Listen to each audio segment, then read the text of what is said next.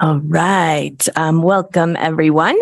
I would like to call the business meeting of the Portland Board of Public Education to order. It is Tuesday, May 16th, 2023. We are meeting in a hybrid format with some of us here at Casco Bay High School and some online via Zoom. Vice Chair Bondo is online. Board Member Biliou is also online. And Student Representative Santiago is in a super competitive basketball league and not able to join us tonight because she's at a very important practice, but we miss her. We are going to go ahead and call the roll. Superintendent Nally, go ahead. Yeah. Member Biliou? Here, sorry. That's okay. Vice Chair Bondo? Présente. Member Bryden? Here. Member Figdor? Here. Member Grant? Here. Member Opperman? Here. Member Russell-Butter? Here. Member Youssef? Here. Member Ellis? Here. Member Hemond? Here. Member McLaughlin? Here. And Chair Lentz? Here. All right. Now we'll move into the Pledge of Allegiance. The Pledge of Allegiance to the flag of the United States of America. To the Republic in which stand one nation under God, indivisible, liberty and justice for all.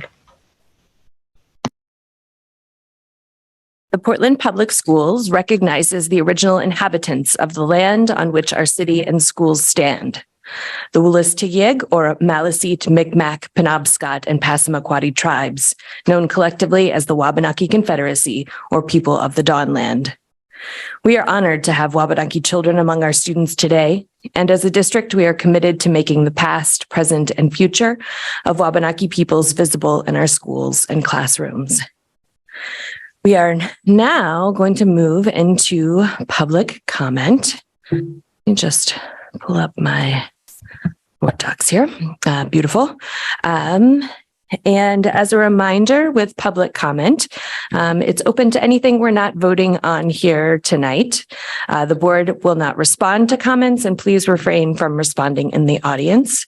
No complaints or allegations will be allowed in public concerning any staff member or any person connected with the school district. To give public comment, please come forward to the podium or raise your hand on Zoom. Begin by introducing yourself with your name and address. And we'll toggle back and forth if we need to. You'll have 3 minutes to speak. I'll keep the time. When you've reached 2 minutes and 30 seconds, I'll raise a yellow folder indicating that you have 30 seconds remaining. And at 3 minutes, I'll raise a red folder signifying the end of your time. If you get to the end of your allotted time and would like to request more time, you may do so. So if you'd like to give public comment, please come up to the podium or raise your hand in Zoom.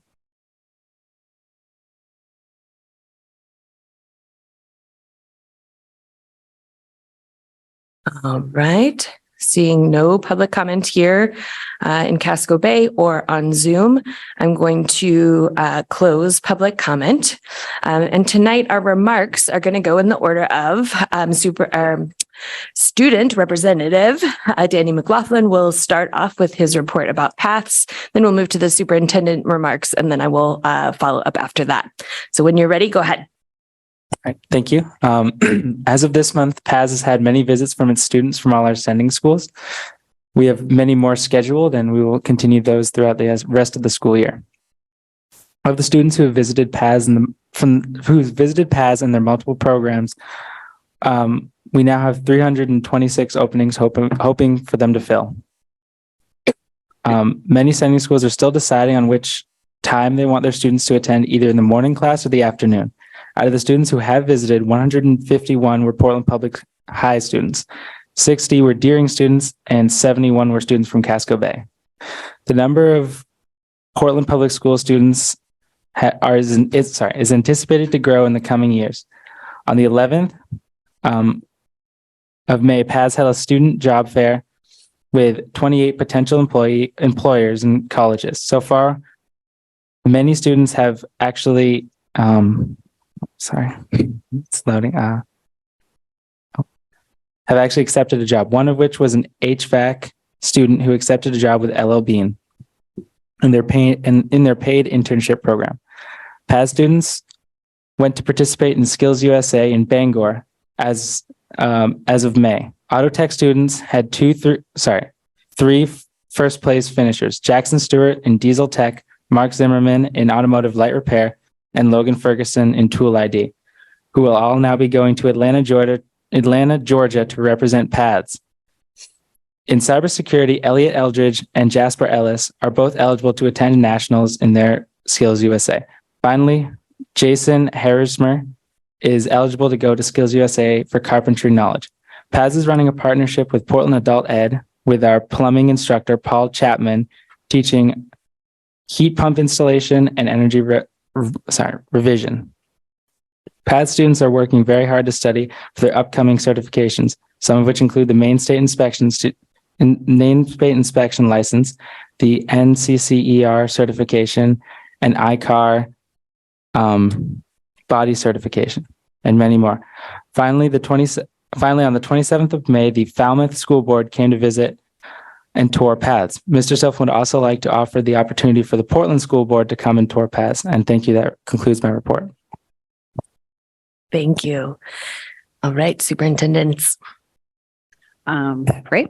That was a great report. And I will just echo your invitation and encouragement for board members to visit. It's an awesome opportunity and exciting to hear all of those accomplishments of students in the programs. So good evening, board and community.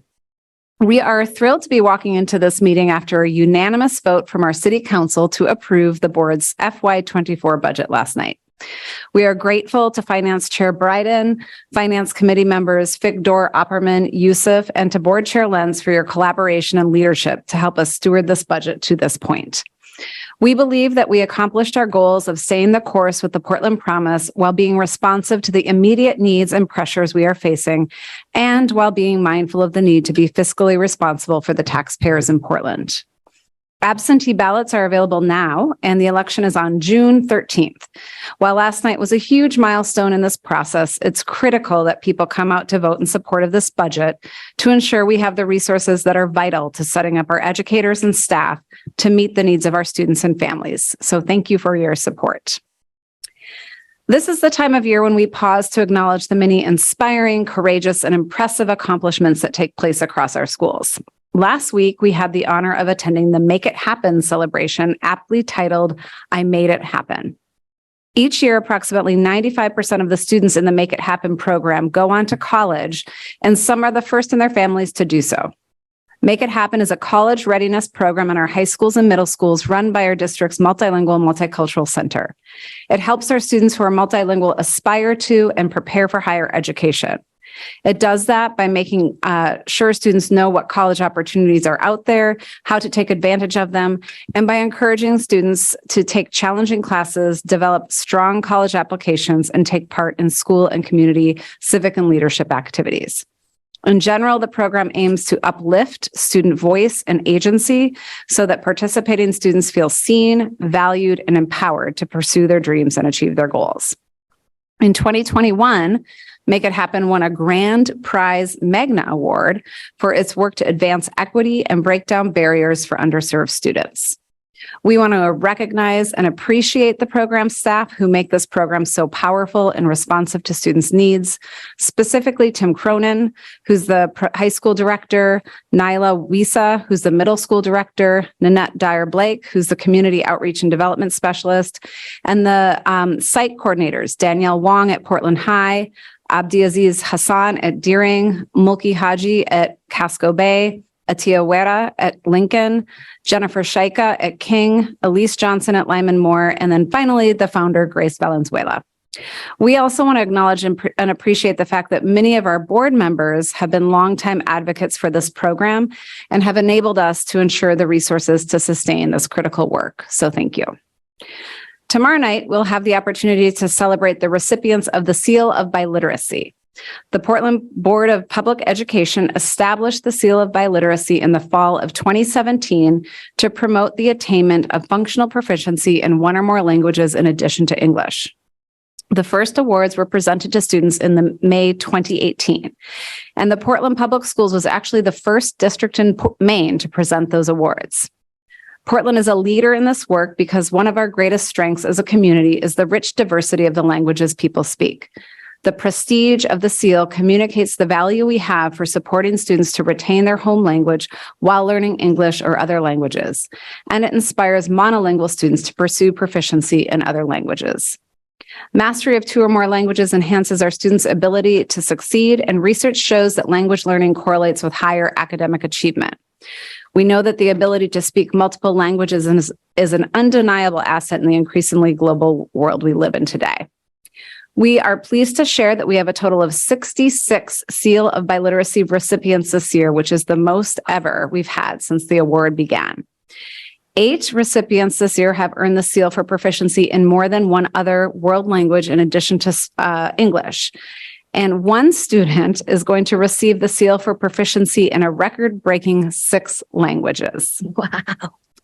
The following are the 16 languages in which this year's recipients have achieved proficiency: Arabic, Bengali, Dari, French, German, Hindi, Latin, Lingala, Kinyarwanda, Pashto, Portuguese, Serbian, Somali, Spanish, Tajik, and Urdu. We also want to recognize the world language teachers, ESOL teachers, and members of the Department of Language Development: Carlos Gomez, Anne-Marie Orth, Jane Armstrong, Allison Perkins, and Melissa Franz for their expertise, passion, and dedication to supporting students on their path to this incredible accomplishment. And we hope to see many of you there tomorrow evening. It's from 4 to 5 p.m. at Deering High School. In other positive news, I am happy to share that next Monday, May 22nd, a group of us, including board members Bilyeu and Opperman, will be reviewing the applications for the teacher grants from the Foundation for Portland Public Schools. We received 24 applications requesting $57,200, and we have $20,000 to disperse. So it's going to be a difficult process. I look forward to collaborating with board members, foundation staff, and the group of educators who have volunteered to run this process. We also want to thank everyone who came out to the Spring for Teachers event last week to help fundraise for the foundation. It was a huge success, and the foundation raised over $22,000. And with that, I will pass it over to co-interim Superintendent Aaron Townsend. Great. Thank you. Good evening, everybody. We want to appreciate the leadership of board members Youssef and Russell Better, as well as our community partners joining us this evening for bringing forward tonight's resolution regarding Mental Health Day. The goal of this resolution and the work we are doing is to help eliminate the stigma associated with mental illness by raising awareness of mental health conditions and increasing access to support. Thank you for all of this work. On a couple of business items, we wanted to share with everyone that we received formal notice recently from the IRS that our last remaining penalty had been fully abated. As you may recall, there were a series of penalties that had been assessed by the IRS for tax reporting issues, primarily from 2018 and 19. We have worked with them over time to correct these issues, and now all penalties have been removed, and we have paid no fines at all. We also wanted to update everyone that the civil rights complaint that was filed by the organization Parents Defending Education earlier this year regarding our practice of supporting affinity groups was formally dismissed by the Equal Employment Opportunity Commission. We're grateful for their assessment that there was no basis for the complaint. We're proud of the efforts to foster an inclusive and safe environment for all students and staff by creating these spaces for our staff who identify as educators of color and for staff who identify as LGBTQ+ to ensure they have spaces to connect with each other and build solidarity towards thriving in our community. I want to also take a moment now to acknowledge the issue yesterday at King Middle School, where a person who was homeless entered the building and had an interaction with a student. The King leadership team has investigated further since this issue happened yesterday morning, so we want to share a few additional details about what happened. We are sharing an updated communication with the King families about the incident, as well as providing a statement for a handful of media requests we've received. What we have learned in investigating further since yesterday's incident was that yesterday morning, shortly after our arrival during crew time at King, there were a number of classes outside enjoying the weather and engaging in their community building activities. The individual was seen by a teacher and student attempting to enter the building through the rear doors by the parking lot on the Fitzgerald side of the building, which were locked as expected. However, this individual was able to enter the building through an exterior door to a nearby classroom that the teacher had left propped open. This is, of course, completely contrary to the expectations we have for securing our buildings and has been made clear over the past few years to staff. We are following up with this individual in terms of appropriate accountability. Once the individual entered the building, he exited the classroom and into the hallway and entered an adjacent girls' bathroom where he did have an interaction with a student indicating asking questions about needles. The student exited the bathroom immediately and accessed adult support. The individual was never found to have any kind of needles, drugs, weapons, or anything on them when they were subsequently arrested. The individual was in the bathroom for approximately 1 minute before he also exited the bathroom and joined a class of students, exiting the building through another door that faces Deering Oaks, not the main entrance, but another one on the Deering Oaks side of the building. The person was in the building for approximately only 2 minutes. It was at this point that the teacher, that teacher who was exiting the building with the students and the teacher who had observed him in the back of the building had reported his presence to administration, who responded with a call to the Portland police and maintained eyes on the individual outside of the building as the person headed toward Deering Oaks. Portland police responded quickly and the person has been arrested for criminal trespassing. We thank PPD for their timely response and appreciate the teachers and student who immediately reported the issue so that prompt action could be taken. These are crucial steps to ensure our community safety. However, it is plainly problematic that an individual did not follow our protocols by leaving their back classroom door ajar, allowing access to the building. We've worked hard over the past few years to improve the management of our building entries as a key strategy to ensuring safety. We will address this issue with the staff member in question and use this as a reminder to communicate again our expectations and policies regarding building access. Looking ahead, we have a curriculum and policy committee meeting a meeting next week that has a packed agenda. We will be reviewing policies related to public comment and book challenges, in addition to reviewing a draft resolution in support of developing a plan to have all teachers receive their ESOL endorsements. We will also be reviewing an update on our high school design work. The meeting will be next Tuesday, May 23rd at 5:30 p.m. on Zoom. Lastly, we wanted to celebrate the announcement that yet another PPS teacher has been recognized as the Cumberland County Teacher of the Year. Joshua Chard, a 2nd and 3rd grade teacher at East End Community School, was recognized in a ceremony at the State House last week.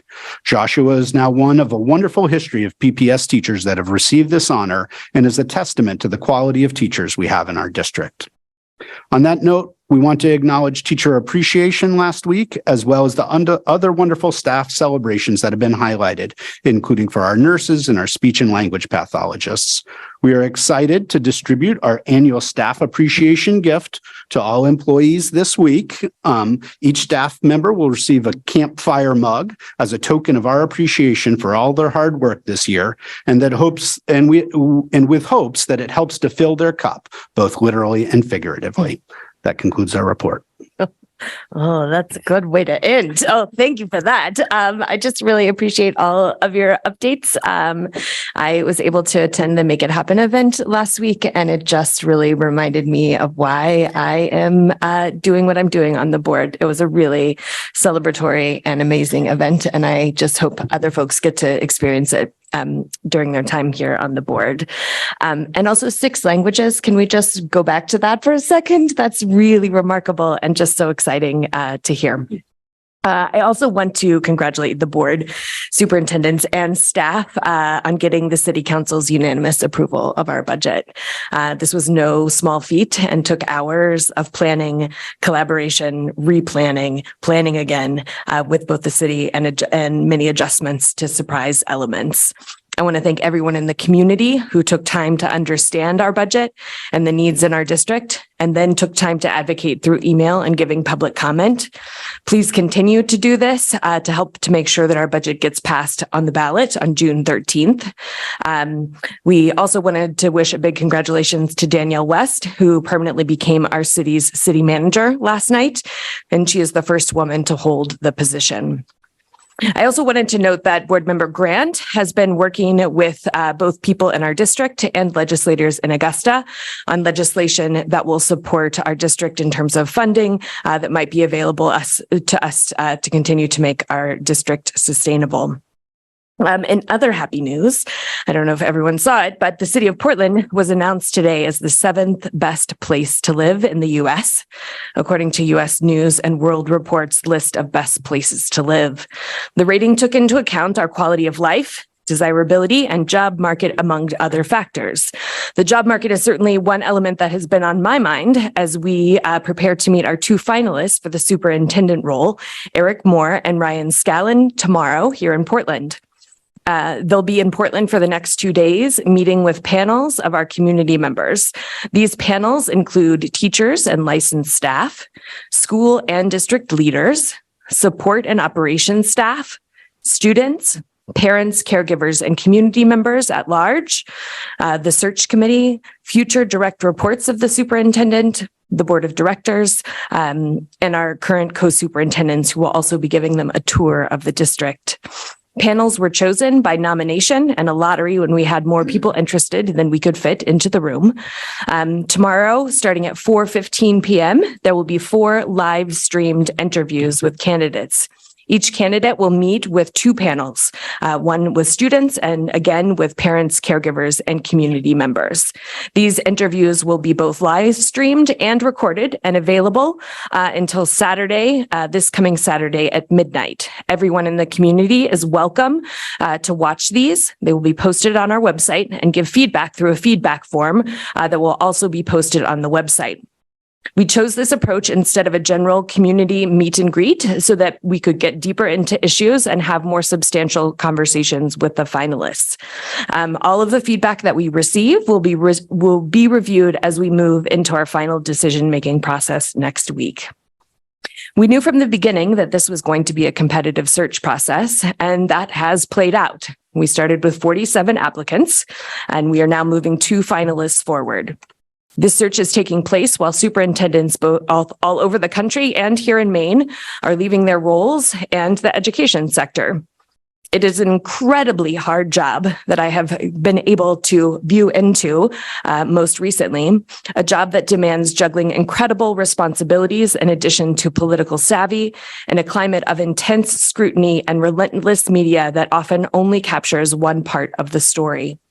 We are also up against many districts that can offer higher salaries. One of the things that has really surprised me in this process is the willingness of people in our community to fully write off one or both of these candidates based on a news story or single point of information they've heard. I have seen and heard hateful rhetoric posted and spewed about both of these candidates before they have even stepped a foot into our community. Both of these candidates bring phenomenal strengths to the table. I encourage everyone listening and everyone you know in the community to meet them, to get to know them fully, to understand who they are as a whole person and what they might contribute to our district before writing them off completely.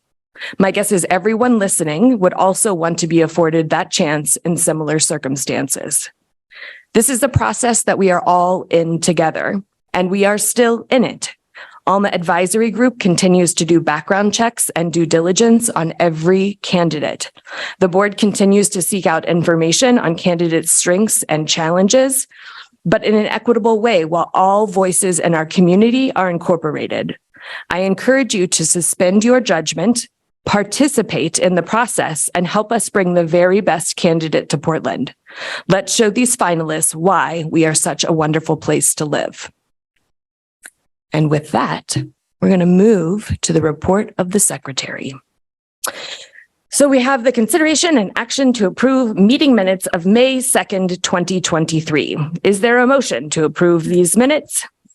Thank you, Board Member Opperman. Second, Board Member Grant. Any questions on the motion? Okay, seeing none, I will move to public comment. Let me check Zoom. Okay, seeing no public comment. Any board discussion on these minutes? Okay, seeing none, by roll call vote, please indicate whether you are in favor of approving the meeting minutes of May 2nd, 2023. Superintendent Nally, will you please call the roll? Yes. Member Billiou? Yes. Vice Chair Bondo? Oh, she missed a step. Member Bright? Yes. Yes. I got you. Member Figdor. Yes. Member Grant. Yes. Member Opperman. Yes. Member Russellbetter. Yes. Member Youssef. Yes. Member Ellis. Yes. Member Hemond. Yes. Member McLaughlin. Yes. Chair Lentz. Yes, so the motion passes unanimously with students voting with the majority. Up next, we have consent items. Who would like to speak to those? I will. Just Great. give me one sec. Take your time. Per policy KCD, the board is required to formally accept gifts or bequests of a durable nature of substantial value or of historic or commemorative significance. Ocean Avenue received monetary donations from the following individuals to purchase clothing for the clothing closet. Jess Weddle of Buxton, Jackie Pierce of Cape Elizabeth, Sam and Hazel Patterson of Falmouth. And Gerald E. Talbot Community School received a donation of clothing and winter gear for students from Kylie Flynn of Yarmouth, and a donation of 12 Portland Sea Dogs tickets courtesy of Chris Cameron to be used as a prize for the May homework dinner. That's it. Awesome, thank you. And then up next, we have the board focus on educational issues. And tonight we're going to be getting an update on our safe and equitable schools progress.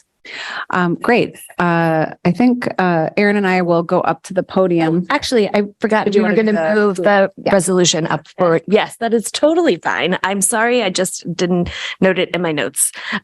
So let's go ahead and do that. So our first order of new business tonight is we have a consideration and action on a resolution to recognize Mental Health Awareness Day. And this is new business, and typically we would have a first read and a second read. But tonight, after we hear more about this motion, I'll be looking for a motion to move it to vote on tonight because it is during May. So Board Member Russellbetter, would you like to speak on this motion? Yes, thank you, Chair. This is not a motion yet, but Yes. yes, thank you. What can we call it? A Item. item. Okay.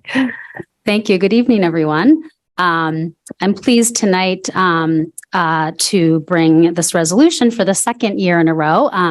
Last year, Board Member Youssef and I were pleased to bring forward this resolution as the two social workers on the board after Portland Empowered brought the work that they did to develop it to us. And so we're honored to bring it back again this year. So I just wanted to start by saying that Portland Empowered, for folks that aren't aware, is a local organization that champions student and parent voice with specific focus on engaging those who've historically been underrepresented. We also may have someone here this evening from the Yellow Tulip Project. We do. Okay, great. Whose mission is to smash the stigma surrounding mental illness and to build a community of people who realize that hope happens when youth and community leaders work together. So I would love if, I believe we have a representative from Portland Empowered here tonight. Thanks for being here, who can speak for a few moments about the resolution, and then we'll have a chance for the Yellow Tulip Project to also speak. So thanks for being here.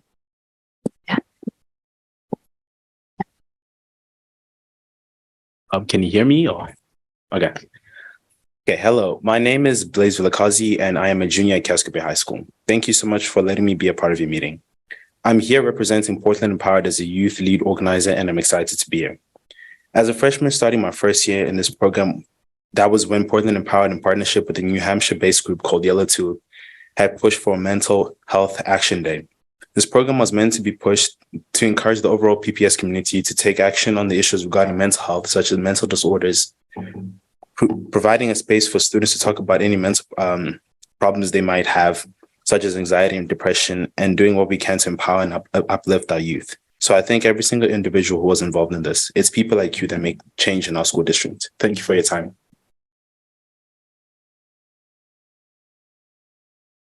Thank you so much for being here. So I believe we also have Suzanne. So I don't know if she's. Oh, yeah, I think we just moved her over Okay. so she can speak. All right.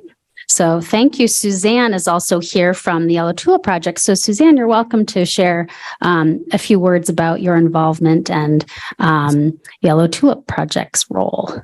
Sure. Thank you so much. And can everyone hear me okay? Yes. Okay, great. I just want to say thank you so much for considering this resolution. As anybody knows that this is Mental Health Awareness Month. mental health needs to be talked about not just this month. It needs to be talked about all the time, every day. We need to remind people that they're not alone, that there's hope out there, that there's help out there. And I am beyond inspired by what my daughter, Julia, and I started 7 years ago in Portland. She was in Casco Bay High School, has spread to every school in Portland, the elementary schools, the middle schools, the high schools, the educators that are embracing our message, the young people that are ambassadors that are bringing our message to their schools. Our photo exhibit that's been traveling, it's on display at Deering High School right now. It just challenges perceptions of what mental illness looks like. We have a new photo exhibit, Young Men Moving Mountains, that is being unveiled on Saturday, Congress Square Park. For our first live Hope Day since 2019. We have the Poet Laureate speaking. We have so many young people speaking. Please come if you're in town. And it shows what it looks like when communities come together, when educators are supporting young people, when community members were all in this together. And for me, I'm just humbled and inspired by our little engine that we started, my daughter and I, has really exploded across Portland and across Maine and across the country.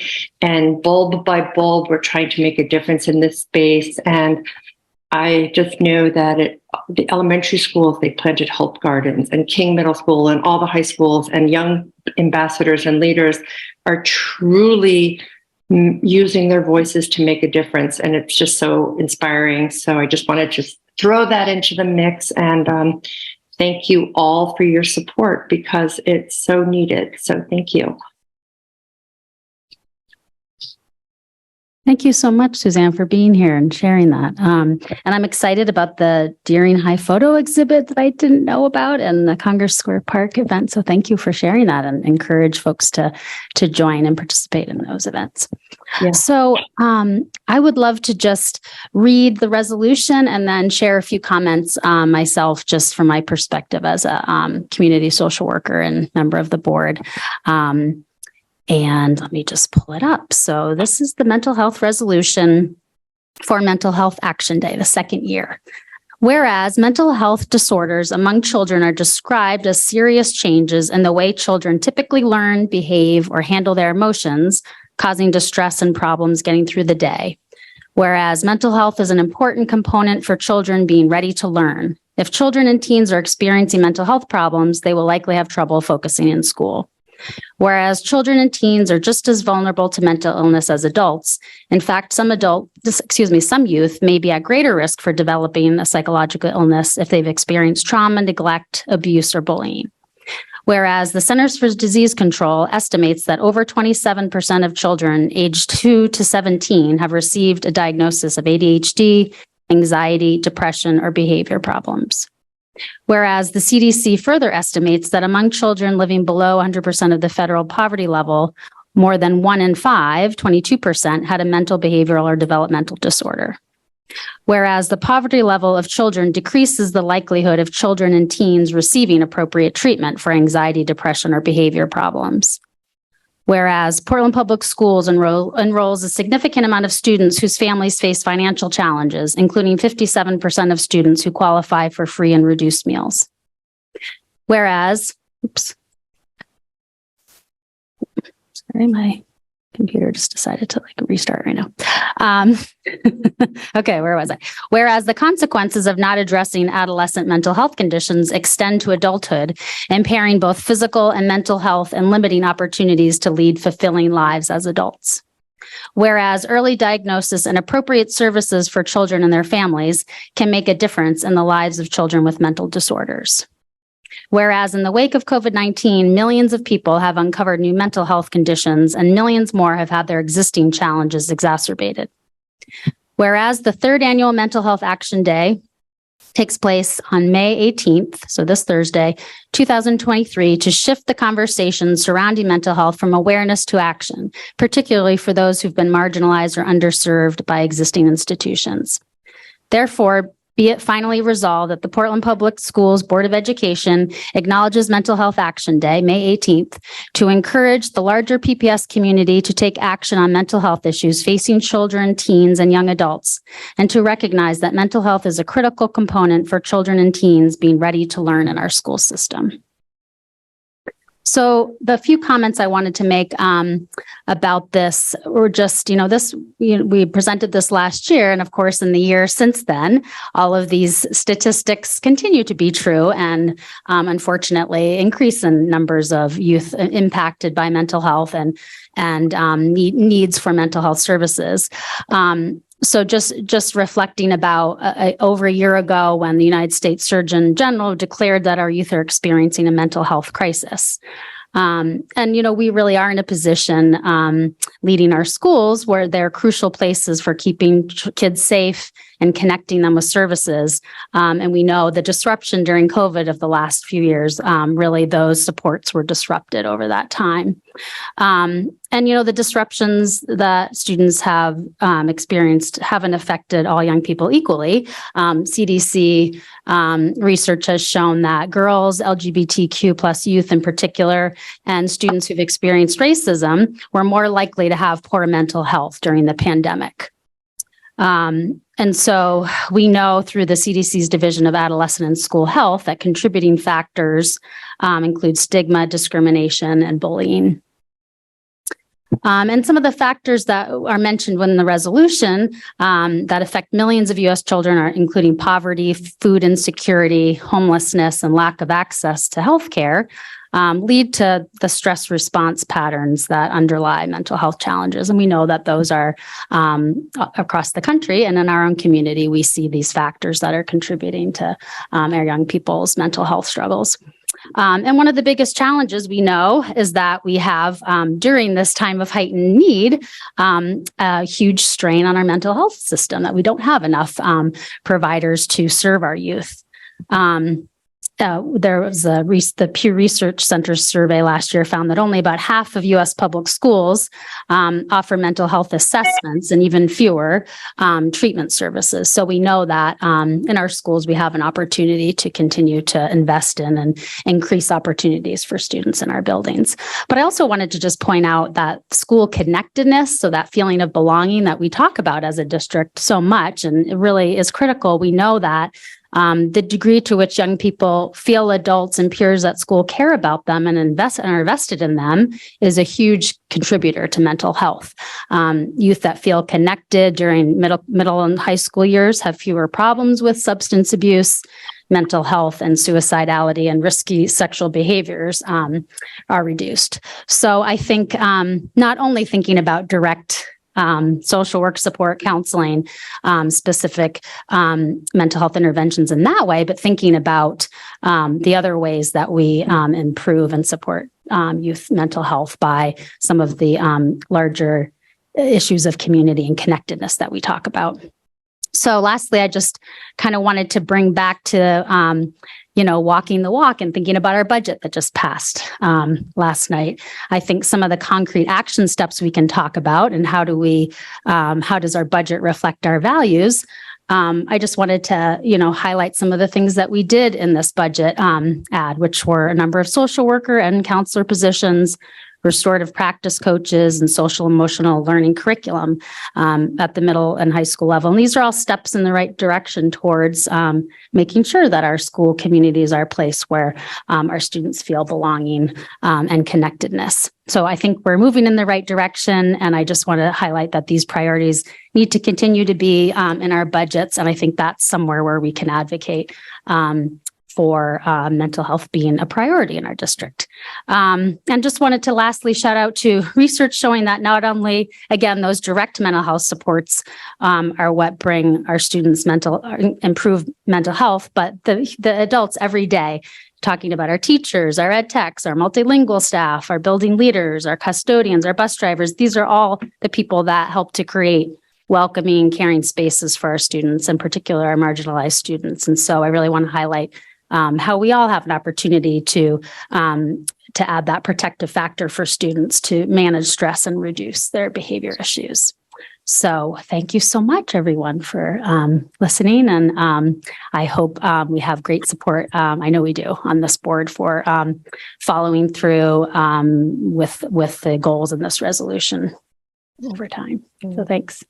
Thank you, Board Member Russell Better, and thank you, Yellow Tulip Project and Portland Empowered for being here today and being so thoughtful about this super important resolution. So now I would ask the board for a motion to move this to second read to be able to vote on it tonight. Board Member Opperman, is there a second? Thank you, Board Member Youssef.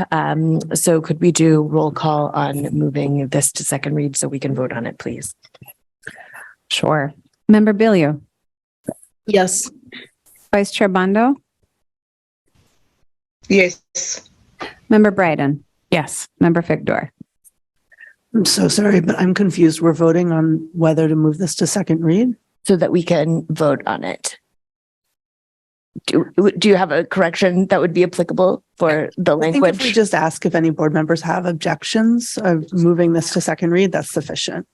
Perfect. Okay, great. Does anybody have any objections? Can I look on Zoom? Beautiful.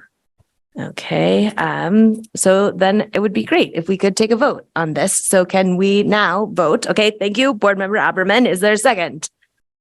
You second. Oh, Thank you, Board Member Youssef. So can we have a roll call vote? redo it. Yes, we're going to start again. Okay. For this consideration and action on the resolution to recognize Mental Health Awareness Day. Roll call vote. And you're ready. Member Billiou, Yes. Vice Chair Bondo, I have a question before voting. So any comments that we can do before voting? Or this is the final vote or moving down for the You're right. I did not make The room first for reading. discussion. to the second? Should have written all of this out and I didn't. My fault. What is your question, Vice Chair Bondo? No, I have comments. No questions. Just want to have some comments on the resolution and someone emphasizing the value or why it's really important for the district to move to more actions and more engaging parents to the process, because it's really important to include a lot of trauma-informed on our professional development. So because we know that we don't have a lot of social workers with a lot of cultural competency to try to face a lot of trauma origin from different target population that we have. So when we're moving our priority from the budget, and I think we have to consider also some of the cultural appropriate approaches that we have faced from all our vast majority of students who are facing a lot of social emotion. And I think I'm going to be supporting the resolution, but we just want to make sure that we're moving to the right direction by engaging parents to that conversation and also bringing more trauma informed so we understand the basic foundation where those trauma are as an origin and how we can making a great process for recovery and healing for a student to thrive. That's my comment, and I will vote yes. Thank you, Vice Chair Bondo. And just to get back on the right protocol, are there any other questions on the motion? Okay, any public comment on the motion at hand? Okay, I see none. Any further board discussion? Okay, Co-Superintendent Nally, I'm going to let you just pick up where you stopped to finish this roll call vote. Thank you very much. So I think I stopped at Vice Chair Bondo. Yes, is a yes for me. Thank you. Okay. Member Bryden. Yes. Member Figdor. Yes. Member Grant. Yes. Member Opperman. Yes. Member Russell Better. Yes. Member Youssef. Yes. Member Ellis. Yes. Member Hemond. Yes. Member McLaughlin. Yes. Chair Lentz. Yes, so the motion passes unanimously with the students voting with the majority. And again, appreciation for your grace around my protocol. Now we're going to move to another order of new business and then we'll move to the educational focus. Is that okay? Let's just finish new business first. So we have the PAA contract ratification up for first read tonight. Superintendent Townsend, would you like to speak to that? Sorry, yep. Just alerting our PAA refs to help on. So I may speak a little slowly while our one of our PA leaders joins to join us this evening. So we are excited to present this evening an updated contract for the Portland Administrators Association, our union that covers our principals, assistant principals, and directors at PATHS and Portland Adult Ed, and our Breathe program, our assistant director currently. So we appreciate the approach to bargaining with our PAA colleagues for the past few rounds of bargaining. We have taken kind of a less formal approach and a collaborative approach where we work together on the issues to try and come to shared agreement and resolution to try and identify, as with all contracts, kind of opportunities for wins, both for our incredible leaders as well as our organization overall. So as we worked through the negotiations, we began in early January this year and worked diligently for a few months. During budget time, we took a little bit of a pause, given the demands on everybody's time, and then resumed and were able to kind of conclude negotiations right around April break. So we are excited to present this contract forward. We believe it accomplishes a number of important goals for us as an organization in the development, in service of our people goal, and the development of the retention and retainment of high quality, diverse staff. As we've shared previously, this is the employee group where we've seen the greatest increase in diversifying our leadership, and we're excited for this contract to help cement that progress and continue to grow in diversifying our leadership in our buildings. A couple of highlights in terms of accomplishments for this contract that we were working towards collaboratively. So the first is really focusing on kind of the entry level salary for assistant principals and principals. So we historically had a challenge in terms of attracting people, particularly internally, into administrative roles because of overlap with the higher ends of our teacher contract. So people were essentially, positioned to be taking a pay cut for having to work year round for relatively, in often cases, even a little bit less money than they'd been making under their teacher contract. So that was an organizing principle, for us in terms of how to rework our salary structures to be able to accomplish that and make it more attractive to continue to develop our leadership pipeline. It also positions us comparably. We know that in looking at area districts, that was our weak point.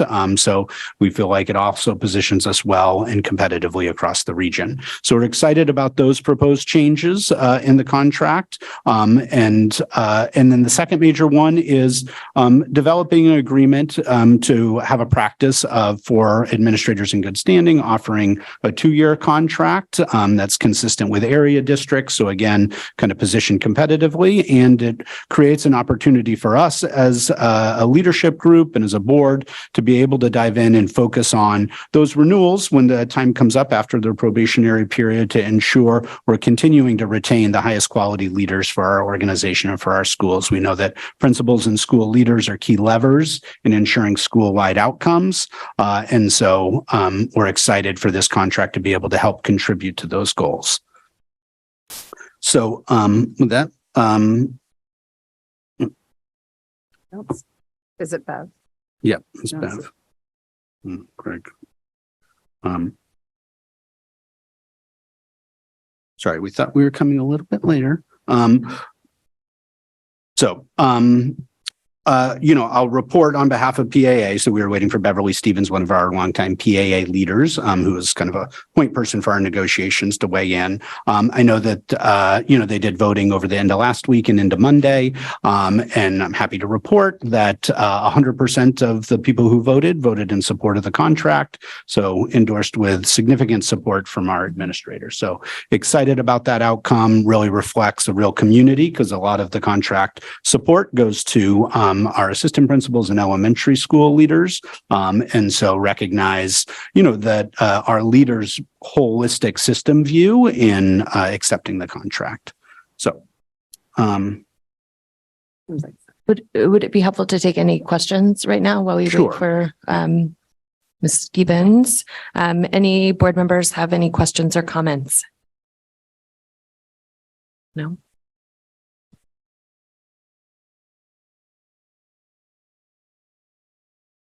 And just double check on Zoom. Beautiful. We can just wait a few minutes until Principal Stevens gets here. Yeah. It's just.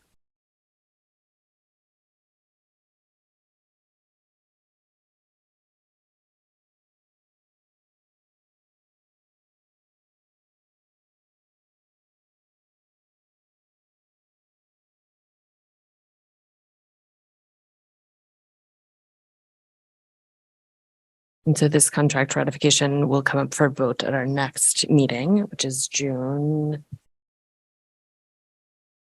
What day is that? Is that the Here, 6th? we have to make our panelist. Okay, beautiful.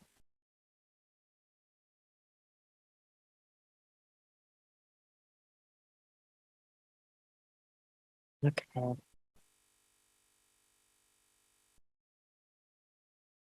right. Welcome, Dr. Stevens. Thank you for joining us this evening. I know we were a little earlier than I forecasted, so thank you for your flexibility. I spoke to the contract, but if you want to offer any comments on behalf of PAA, that would be great. Just really appreciate the whole the process that we have done together as two teams, coming together with PAA and the district. This win-win negotiation style that we've started with has really been a nice time for us to get together and talk and chat through things and also get through the contract.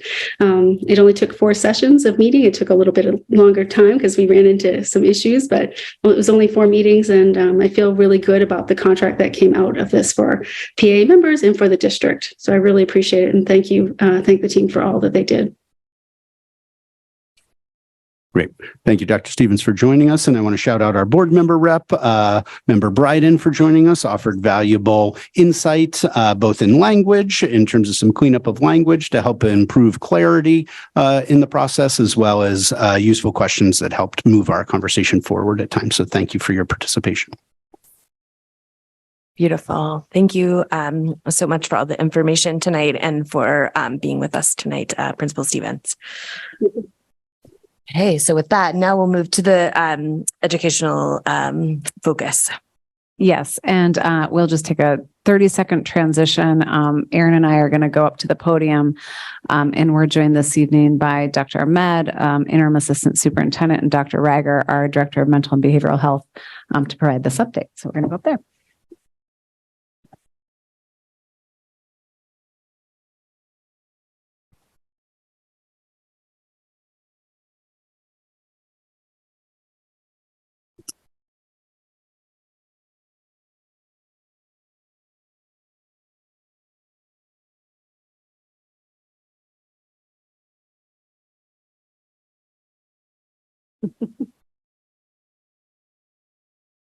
You need to. Oh, you're going to present.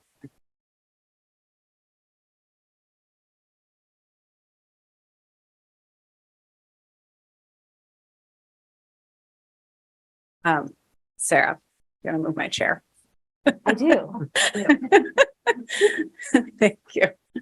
All right. Well, hi, everybody. I mentioned that Erin and Dr. Men, Chris and I are going to be updating you this evening. So if you want to move to the next slide, Erin. So our objectives for this evening are first to just reground in the strategies that we are focused on in relationship to our whole student equity goal. This is our priority that we call safe and equitable schools. So we know across our system that there is some inconsistency in people's understanding of what our actual strategy is. And so we just wanted to use this opportunity to make sure you all as a board understand what we're doing and why, and to the extent people in the community are listening, that they do as well. And then this is a chance for us to just give you a progress check on how things are going. Our focus will be really around the implementation of the strategies, as well as a little bit of data around our leading indicators. So this is not our summative update on the goal overall. We will provide the end of year summative data before next school year, which is what we typically do. And so that's when we'll look at student survey data and other outcomes like that. But we will be looking at some data that we consider our leading indicator data this evening. And then finally, we'll just give a little bit of a preview around our next steps, both for how we're closing this year and then in particular, how we're looking to next year and the priorities and strategies in our approach for that. One other quick thing I just wanted to mention is that this is the system-wide update, the pre-K through 12. So there are individual schools and grade spans that are focused on additional strategies, our middle schools in particular. But tonight's conversation is really looking holistically at the broad strategies that we're focused on as a system.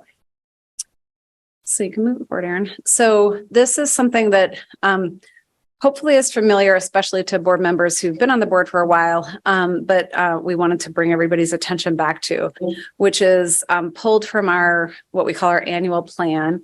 And our annual plan then informs what we call our school success plans at every school. So each school develops priorities that are aligned to this broad system-wide plan. And this plan is developed collaboratively with various kind of work groups and teams, and in particular with our school leadership team. And so our kind of theory of action, if you will, is that if we cultivate trauma-sensitive and culturally responsive schools and classrooms through intentional adjustments to current systems and practices, and explicitly teach and cultivate social emotional learning competencies, then students and staff will feel safe, connected, and inspired to learn and be in our community. So a couple things I just want to highlight that had a lot of deliberation when we were developing this theory of action multiple years ago. Our first, the fact that we speak to trauma-sensitive and culturally responsive lenses in the theory of action. So at some point we had talked about those as a strategy, but really that's woven throughout our strategies. So this is trying to communicate that as you look at each strategy, we're coming at that with those perspectives and lenses. The second thing to call out is that we acknowledge that this is about broad systems that are bigger than any individual person. And we also do note that we also have to, at the same time, support and hold individuals accountable around the practices, the daily practices that are aligned to our values and goals. And then finally, noted in the theory of action is that this is about students and staff feeling connected and inspired to learn, because that really works together and in relationship. So that's the theory of action. And then in terms of the strategies, the first is really focused on building strong relationships with students and in school communities in general. And we're thinking about this students and students, students and adults, and adults and adults. And so we're starting with a focus on relationships because they are a foundational enabler of our long-term goal of becoming a more restorative system. Relationships are big and innately complex. And so we've decided to commit to a couple of concrete practices that we do together as a community to build towards a collective direction and a coherent experience for students in the long term. So specifically, those practices are that we're all doing community building circles with staff and with students. And I do want to note here that our shared agreements as a system for this year were not to implement a full restorative approach unless schools were ready and already on a path and had the readiness for the work. So really, as a system, we did not feel like we have the foundations in place, which is why we're starting with focusing on relationships and committing to this common practice of community building circles. Some schools may have gone beyond that, but that was not our expectation because we do not believe we have systemic readiness foundations in place. And that's been a point of confusion, which is why I'm pausing to acknowledge that. And then the other piece of this strategy is doing professional development for everybody around de-escalation. The second strategy is related to school-wide culture, and in particular, we agreed to working on the development of a multi-tiered system of support, specifically PBIS, which is Positive Behavior Intervention and Support Systems. And then finally, the third is focused on systems design work. So this is work that we aren't expecting to reach the stage of implementation this year, But really, it's that we're setting out to establish a shared vision for social emotional learning instruction and to make recommendations around SEL curriculum, as well as to establish a district-wide work group focused on developing a vision and plan for how to reduce or eliminate the use of suspensions as a disciplinary tool, since we know suspensions don't work for long-term impact, and because our policies call for us to think differently than we have in the past. And then down at the bottom, you see what I was referring to. These are the progress monitoring measures. And those are, what we think of as some good proxies for the bigger picture goals we're pursuing. So measures and goals are never perfect, but they're trying to be the best proxy for the bigger picture thing we're trying to accomplish. And so at the end of the presentation, Erin will share some data as to where we are now and talk about those in a little bit more detail. So I am going to now pass it to Dr. Ahmed and Dr. Reiger, who will step you through a kind of deeper explanation of each strategy with, again, the goal of making sure you all understand what we're setting out to do and why. And then they're going to provide an update on each of these strategies in terms of where we are at in our implementation progress. And I think, Dr. Ahmed, you go first. Great. Thank you. Good evening. Yeah, so in strategy number 1, where there is a strengthening of relationship, we implemented community building or restorative circles. The practice is rooted in Black and Indigenous practices and supported by research. PBS is meeting in circles and in an effort to transform the student adults and adults to adults interactions, so to create safe learning environment. So when we use the term restorative, there is assumption that there is something to restore or relationship to restore. So this is the beginning of how to build relationships. So we implemented circles in many levels. So with this stuff, we use during the PDs, whether it is monthly ones or every week. We use at the district level when the leaders are meeting together. We use with families in the PTO as well as the parent university. So there is, as you see in the right side, there is a mixed report from the principals ranging how we implementations, full to partial implementation of the circles. And next, another intervention that we use for strategy number 1 is de-escalation. And as a community are living together in long hours, 7-8 hours in the schools and in our buildings, there must be some friction and conflict. So how we react when there is conflict or friction amongst students or amongst adults and students is very important. So the escalation is one of our interventions in which we use when a student is becoming agitated. It involves more than one strategy or one way of handling the conflict or de-escalating the conflict.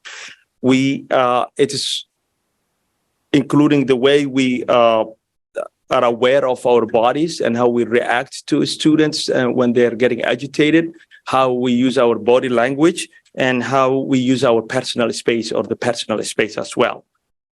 So when we say de-escalation, it's really a lot of strategies. And there was trainings that's been done for students, for adults during the summer. There was trainings for the assistant principals and the administration staff during the August Institute that we had. So the domains that was covered included the crisis cycle as we listed in here: co-regulations, repairing the damage, reflective listening, as well as setting the limits for students and for adults as well.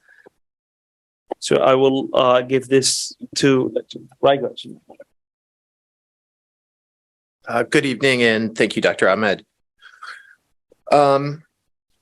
Improving student academic and behavioral outcomes is about ensuring students have access to the most effective and well-implemented instructional and behavioral practices and interventions.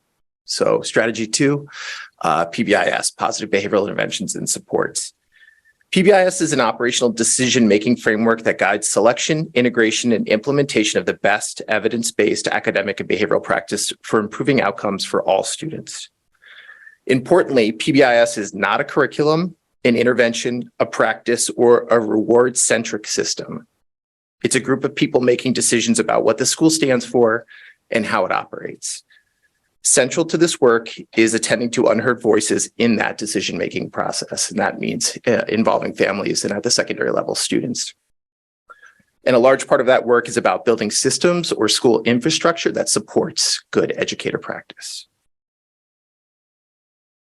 This is just an infographic of our wider, what we have been calling our behavioral health continuum, but we might be better to call it our multi-tiered systems of support framework. And this includes both PBIS and the RTI piece, response to intervention. So, Aaron. This year's expectations around PBIS were as follows: establish a tier 1 team or universal supports team and a meeting schedule. Complete the culturally responsive tiered fidelity inventory, which is a PBIS implementation assessment, and then develop action plans based on those results and put those plans into action over the course of the year. Additionally, our middle schools rolled out the use of SWIS, which is a school-wide information system, and that's a system for monitoring office referrals so that we can get ahead of emerging patterns of students that are being sent to the office for additional support. And Aaron will share our implementation data about PBIS shortly. Strategy 3, social emotional learning. So SEL is the process of acquiring both knowledge and skills related to self-awareness, self-management, social awareness, relationship skills, and responsible decision-making. SEL is fundamental to children's healthy development.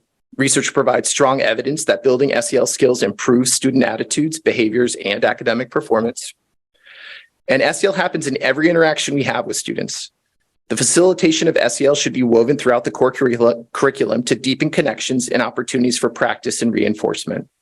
So think of those morning meeting and those circle opportunities that Dr. Ahmed referred to, and facing history in ourselves at the middle school and high school level. And in case if you're not familiar with facing history, it's an evidence-based approach to facilitating SEL by helping educators prepare students to participate in civic life, using intellect, empathy, ethics, and choice to confront injustice in their own lives, communities, and schools.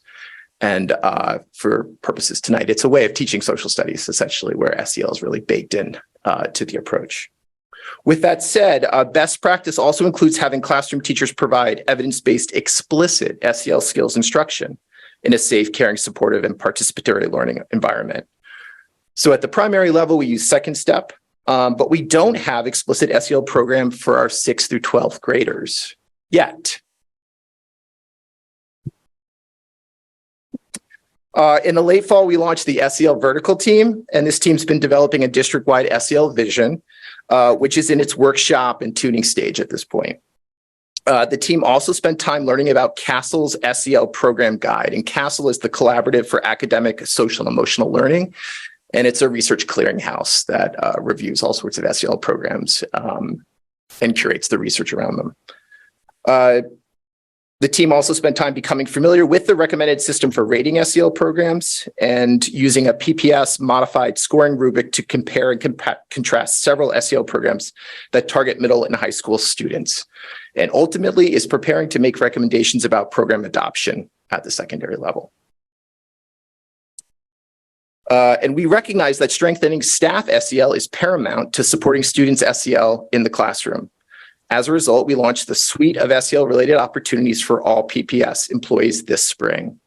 And so far, we've had over 70 people register to participate in healing circles, learn and practice mindfulness and regulation strategies, build resilience in the classroom, reconnect with their reasons for becoming educators, and have opportunities to play being another key SEL vehicle.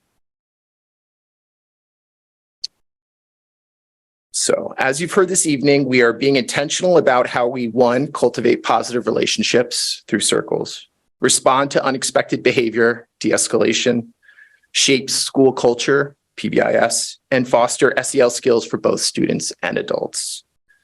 With that said, we still need to develop alternatives to suspension with the goal of eliminating out-of-school suspension almost entirely and identify what special cases might warrant the exception.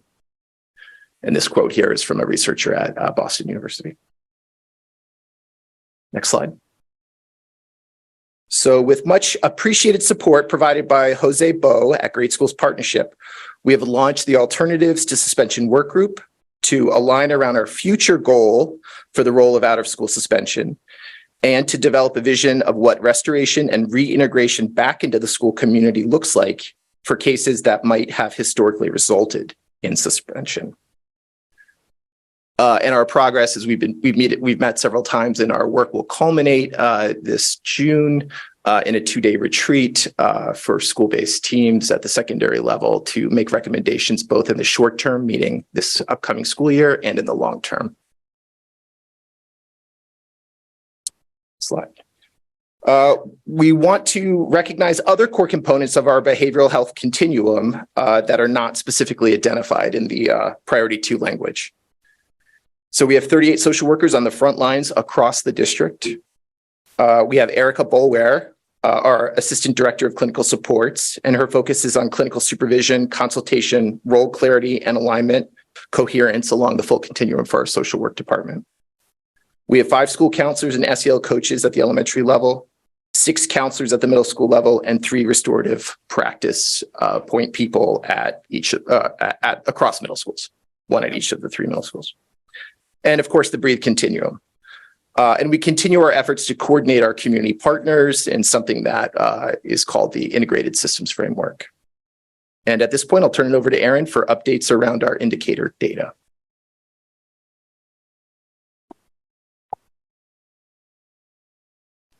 Great. Thank you, everybody.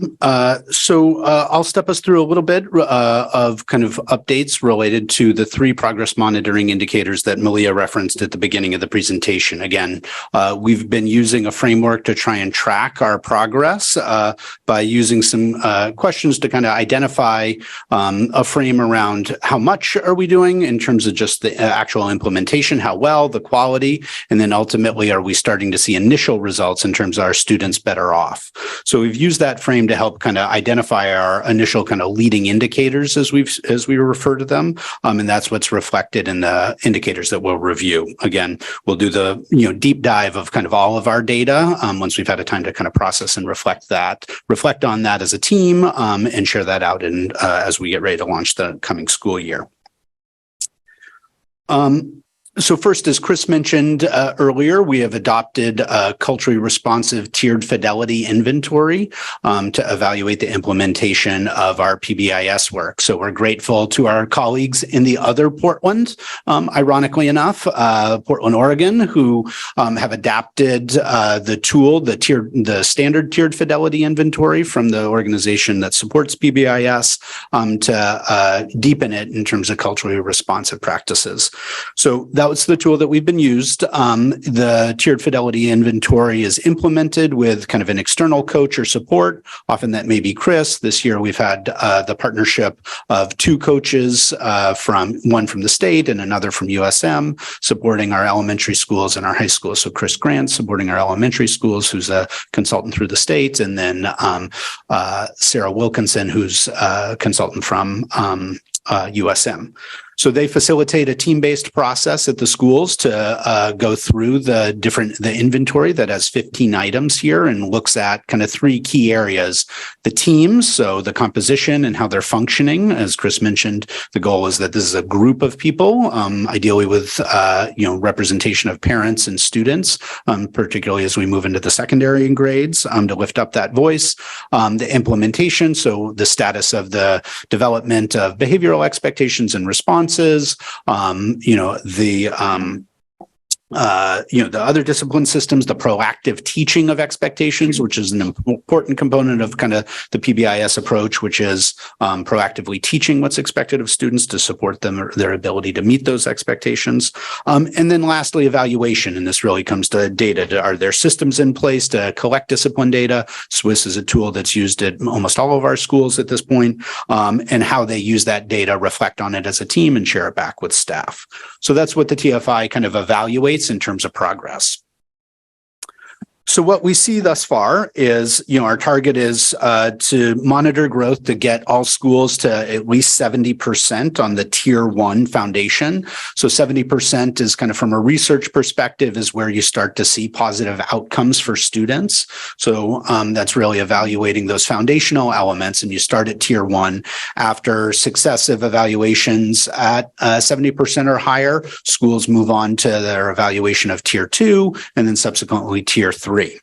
So as we've been launching this work and certainly the disruptions of kind of COVID, what we see is that our overall district average is at about 53%. We have 4 schools that are above that 70% mark, and we're continuing to support the rest to kind of grow towards that target. Some of the themes that kind of emerged from those reviews were, deepening the capacity of the teams and creating those dedicated tier 1 teams that we mentioned, increasing consistency of language and practices kind of within schools and across schools. And that's certainly been a point of anecdotal feedback as well beyond this, as we have conversations with staff and students about their experiences in the building.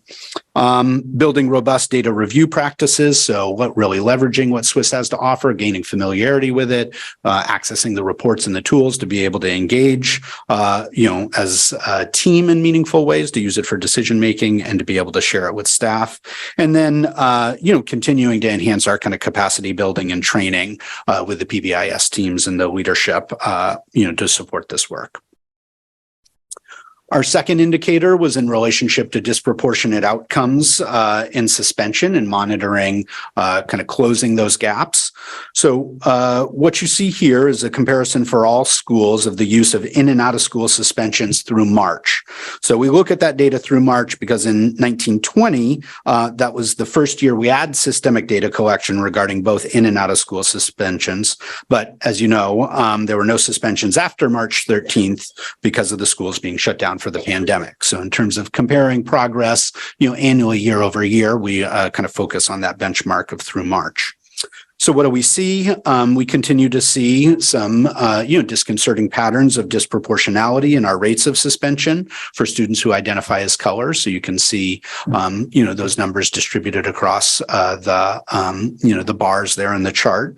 That being said, a glimmer of progress is that we do see overall reductions in both the use of both in and out of school suspensions compared to last year, 2022, and kind of our benchmark year of data collection in 2019-20.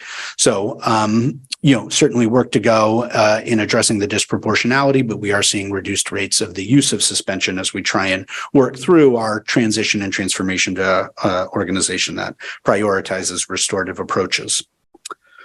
Lastly, and to a bit of, some elements of progress with some ongoing concerns. The chronic absence data was our last kind of progress monitoring measure. And so within that, we wanted to really focus on disproportionate outcomes in terms of chronic absence for students who are multilingual learners. So, we chose to utilize this progress monitoring measure to determine if our strategies were, closing the gap and creating the kind of safe and welcoming environment that would have students wanting to be in school. So in terms of takeaways, this is a bit of a positive highlight because as of today's date, this data is pulled this morning. We are not seeing significant discrepancies between our multilingual learners and our English-only students in terms of chronic absence. In terms of the graph, those are represented as kind of the blue or red or orange numbers. So you can see them tracking pretty consistently, particularly over the past few months, to have relatively similar patterns overall district-wide. That being said, we certainly, are focused on our overall chronic absent numbers and reducing the overall rate of chronic absence. This data reflects a district-wide percentage that is roughly 24%, which is down from the height of our pandemic, but certainly significantly more progress to go to ensure we have regular, consistent attendance every day for all students. So with that, I'll turn it over to Malia to offer a few reflections about our implementation and progress to date and some of our thinking about next steps. So kind kind of our summary here is that we think we have the right strategies. So we're committed to the right strategies, and really our focus is around deepening implementation.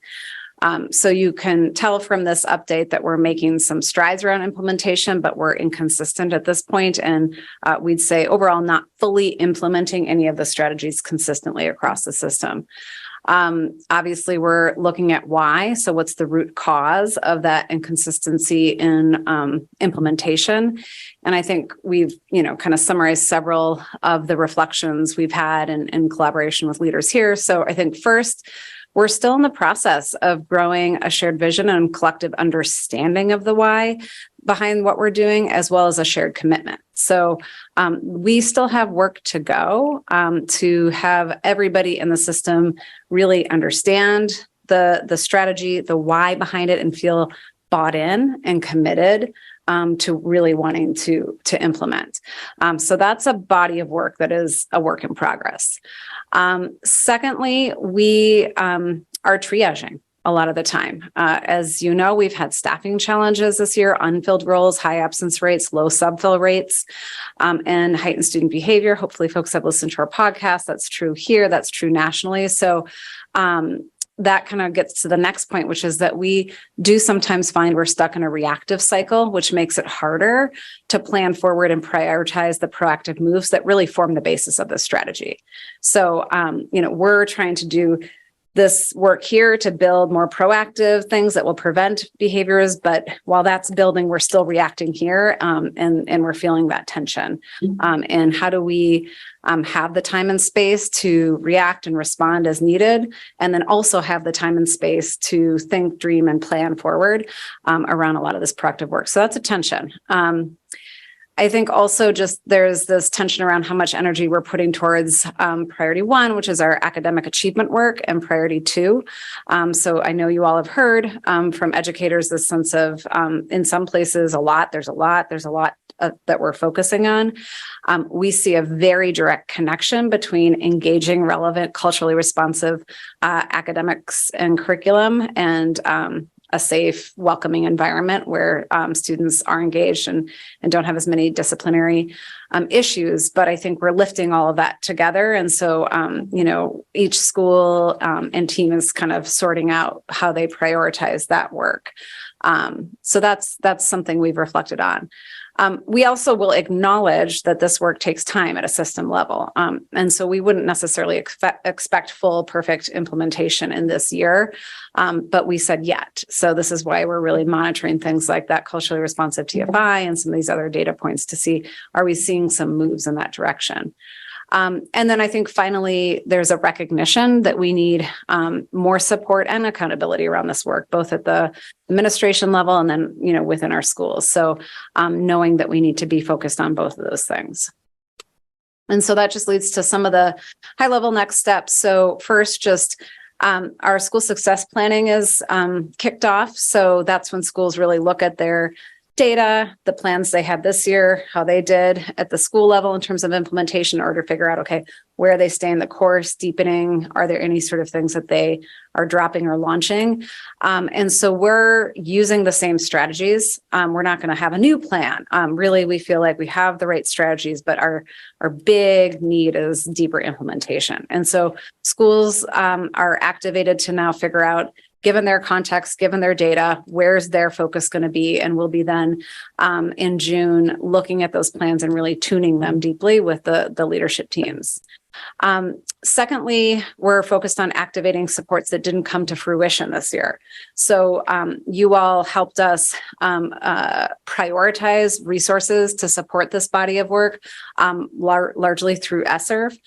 Some of those resources we were able to use as planned, and some things didn't come to fruition. So, for example, we set out to have 3 restorative practices coaches in each of our middle schools. We were only able to hire 1 person in the beginning in a kind of reconfigured role. And then we have just in sort of mid-year been able to activate some additional supports in other 2 middle schools. So we're revisiting those positions and that investment, and we'll be starting the year with with resources in place for the middle schools. Restorative practices PD. So Chris mentioned that Jose has been supporting us. We had kind of a train the trainer vision through our APs that didn't play out as we had hoped and intended. So we're adjusting kind of how we're going to collaborate with Jose. We have some adjustments for this spring where we're trying to get him directed to be in direct work with our 3 middle schools rather than through these kind of AP structures. And then for next year, we're trying to figure out, okay, what can this look like so people are getting access to meaningful professional development, given the expertise that he's bringing to our system. Another example would just be our de-escalation professional development. I think we did a great job, like Chris mentioned, I think Dr. Ahmed, of launching the initial PD professional development in August, but then there was a plan to have that revisited. And I think some schools did that, but many didn't. So we're kind of reflecting on how to create a deeper through line there. You'll remember we had approved 2 BCBA positions, board certified behavioral analysts, that we kind of reconfigured to classroom culture coaches that were never filled. And so we now have, as you probably recall, 1 of those positions moving forward. So we're working right now very actively on how to really get that role clear, get it posted, and get it hired, because a big problem there was how late we were in our process to hire for that. And then just we didn't plan for this, but just as far as this point about things that didn't come to fruition. But this year we do have the recommendation, or we will have the recommendations from the Alternatives to Suspension Work Group, and we have that little pot of money so that people can actually enable some of their recommendations to move into action. So that will be happening, like Chris mentioned, this summer. So that's there. I think the third piece is around some organizational structure adjustments. Those of you who are on the Operations and Finance Committee heard us preview some of the adaptations we're going to make to the cabinet structure that we believe will enable more focused support and accountability for our principals by reducing portfolios for the principal manager, as well as by having a better plan and sort of structure for integrating and activating the academic team domain experts, in support of our schools. So that's a move based on our reflections of how we did this year and our barriers to implementation. And then just the final thing I want to flag, because we'll be doing this as a board this June, which is starting to look at, okay, we've hopefully gotten close to through this budget successfully, but part of our plan all along was to start having conversations about the future and how to be proactive, both on the resource side, but also on the cost side, around things we need to look at in order to close the anticipated significant gap in resources we'll experience next spring or January when we start that work. And so just noting in that process that we have to really center this work, because the majority of the investments we're making are in grants. I think we do have social workers in the local, but not all of them. And then pretty much everything else is grants. So that's just something I want to, for this conversation with this group, make sure is on our radar as we look to next steps, which will be starting, in the next month for how we plan forward. So I think that's what we have for this evening. So again, this was just kind of implementation progress check, how things are going, and we're happy to answer questions. Board members, what questions do you have? Yes, board member Biden. Thank you, Chair. Thank you. This is great information. Really appreciate it. I have a few questions about the chronic absence slide, slide 23. So just foundationally, I want to better understand what I forget which is X and Y, but what the axes are. The vertical axis, I'm assuming those are percentages of students that are not attended. Are we looking at percentages of students who are chronically absent or okay? Yes, correct. Okay. Mm-hmm. Can you remind me what chronic? So chronic absence is students who are missing 10% or more of, school. So, okay. And, that's essentially 18 days over the course of the year. Okay. And then so the horizontal axis, I'm assuming that's a timeline. Yeah, that's essentially September 6th, 2022 through today. And that deep cavern there is the winter break. Oh, okay. Yeah. So if chronically absent is 10% of days missed, and I'm wondering how you do that when like the first couple of lines, like you wouldn't have had enough. Does that make sense? Well, I mean, we monitor it ongoing. So it's 10% of days missed as of that date. Rolling. So, on a rolling basis. So by the end of the year, it's 18 days. So like prorated, like percent. Okay. Yep. Super. Mhm. Thank you. And then my last question about this slide, my last question at all about the presentation is whether you have done any disaggregating work to take what's on this slide and look at it by building, specifically around a couple slides before. It sounded like, for the tier 1 implementation progress, I'm really curious to see if the school that's at 93% has chronic absence data that's demonstrably different from peer buildings. So I guess two pieces to a response. Yes, we have many layers of slicing of the chronic absence data. So, including specifically what you're mentioning by building, we have it by, kind of race and ethnicity, so by a number of demographic variables. We also, and is illustrative and useful for buildings in terms of planning for interventions. We kind of tier, a little bit chronic, for a little, not necessarily the formal terms, a little bit chronically absent to like urgently chronically absent, right? And kind of track that, students who are, in that, they end up being in like the averaging 80 to 90% attendance, right? That's a group that might require a different kind of intervention and certainly is the most substantive versus the smaller numbers. In terms of kind of mapping and tracking these data points across them in that analysis, I mean, that's part of the ongoing reflection we're doing with leaders now in terms of informing the school success plans. Yeah. Okay. Super. Yeah. I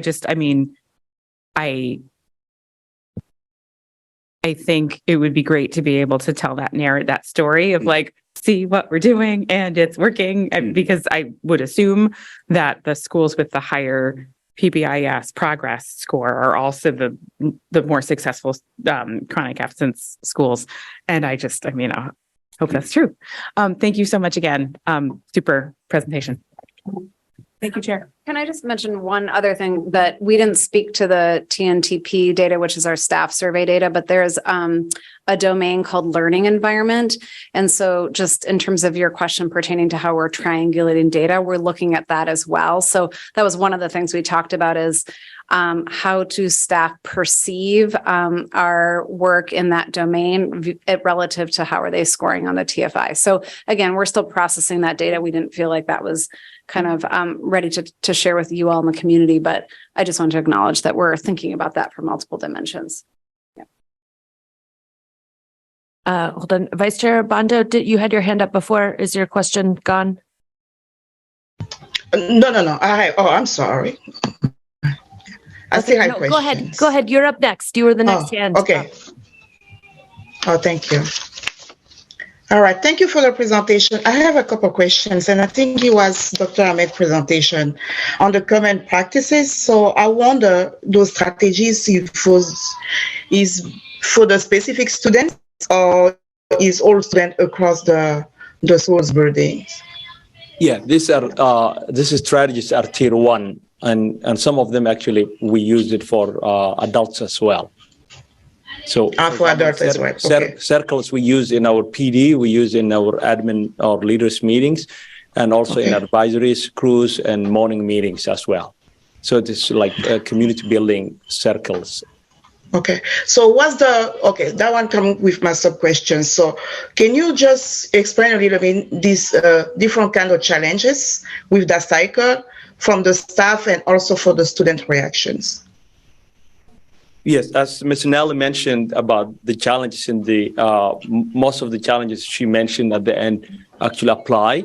One was it takes time to implement new initiatives and new interventions all across. So it is new and it will take some time.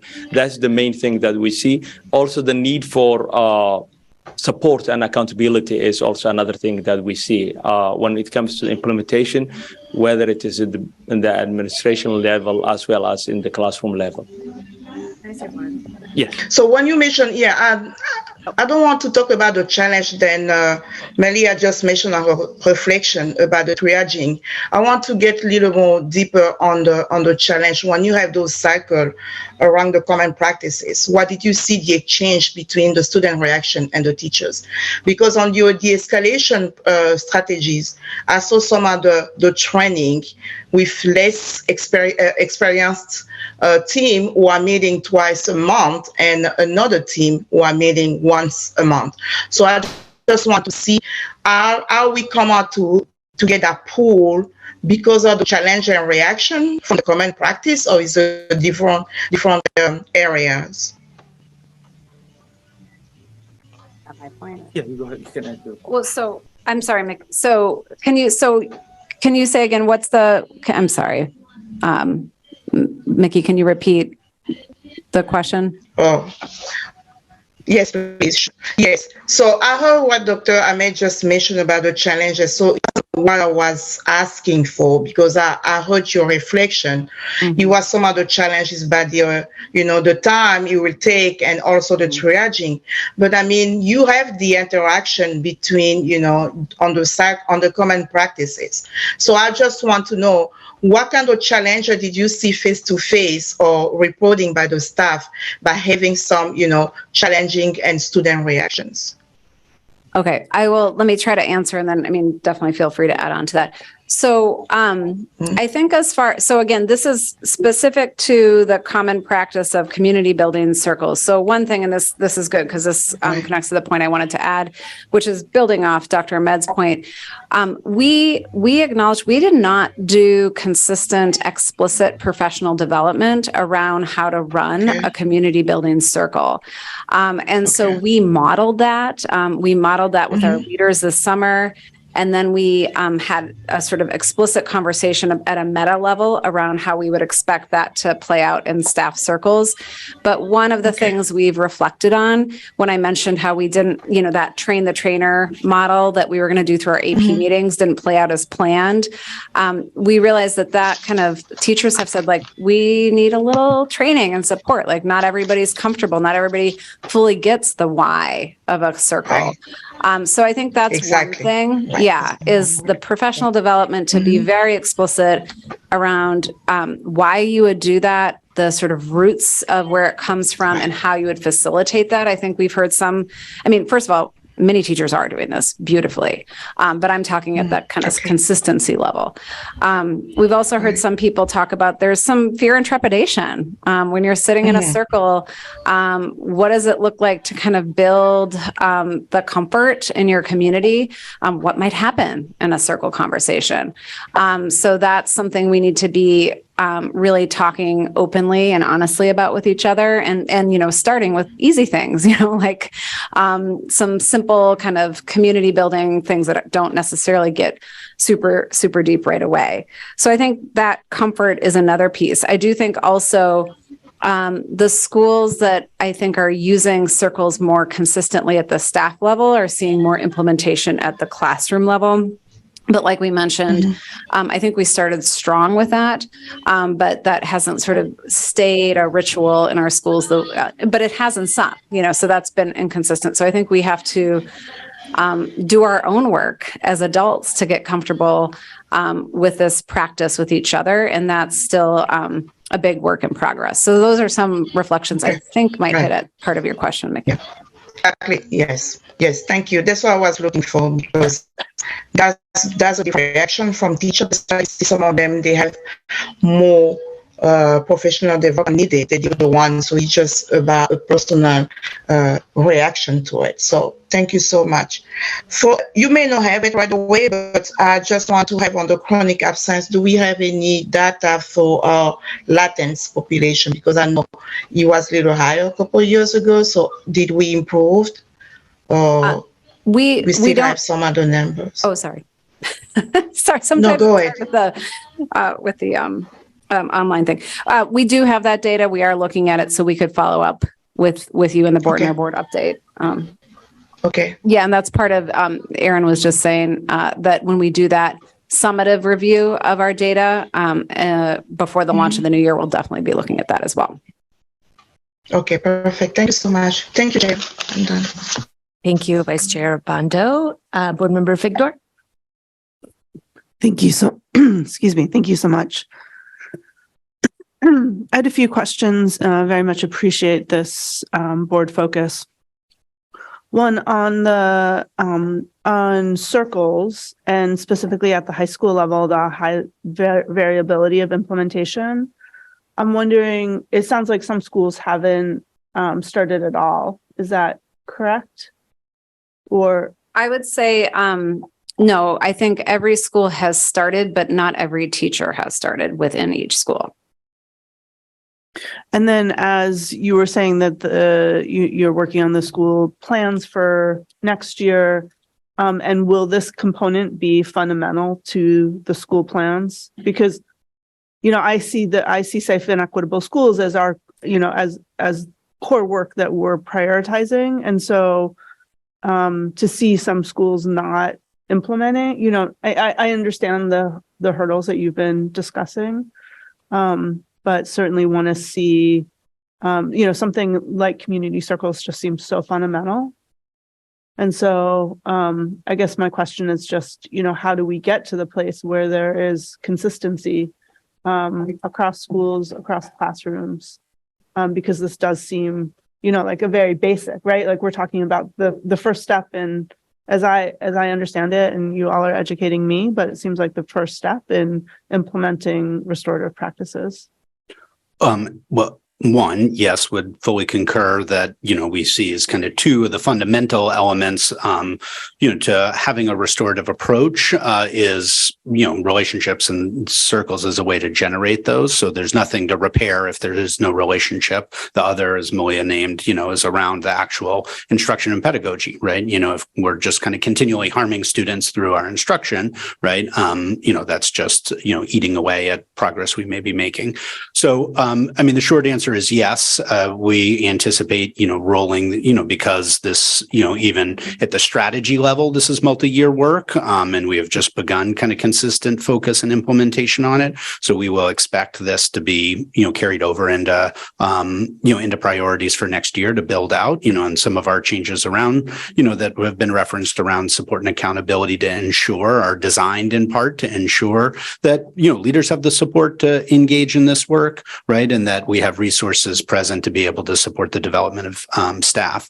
So, and I think, what we've seen in this initial rollout as well, you're kind of reflecting on your initial response as kind of like core and where it's, that notion of relationships as foundational, that's not pervasively true. That's part of connected to kind of building shared understanding of the why and what our approach is. And, I think to some degree, that is, these are very broad strokes, right? We see that, staff more oriented that way to some degree at the elementary level, a little bit in between, but, at the high school level, we see a wide variation in terms of their orientation to, their students and content in kind of a classic way. So there's more work to go there in terms of continuing to kind of build and deepen understanding about why it's fundamental and what the teacher's role is in that. And have we considered updating our teacher evaluations to incorporate community building, relationship building, and restorative practices? We have been doing some work, and it has been paused this year around our teacher evaluation. We've used the Danielson framework, and we did some initial work collaboratively with educators that was integrating our expectations pertaining to being an equity-oriented teacher into each of the domains. We have not completed that work. So far, we have not had an explicit conversation about something like a discrete practice like circles. But I think that's work that we understand we want to continue to evolve. And I think Danielson's a wonderful framework and it served us really well, but I think we're grappling with we have clear instructional vision at this point that articulates, the pedagogical look for as we have these ideas about a restorative culture and our commitment to equity. So we're questioning how to adapt Danielson or how we use the tools and frameworks that we've defined here in Portland that match our values and goals as the foundation for that. So I would say no to your question. We haven't done that specific work, but yes, big picture, that's a sort of known priority in our work. Great. And I'll just say, it continues to be a great high point to see our updated suspension data and to see the progress we're making despite the continued disproportionality.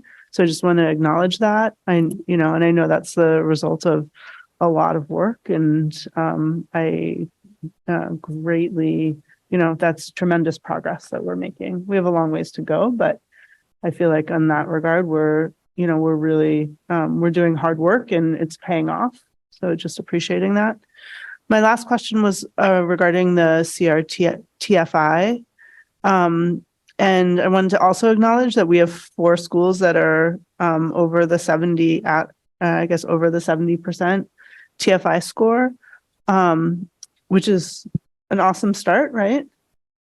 I'm wondering if you could tell us what those schools are, which schools those are. Sorry, it's on that.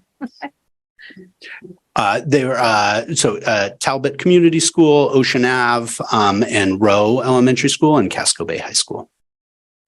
Thank you. Board Member Upperman. Thank you, Chair. A pretty, awesome design and challenging system to build for lots of good reasons. And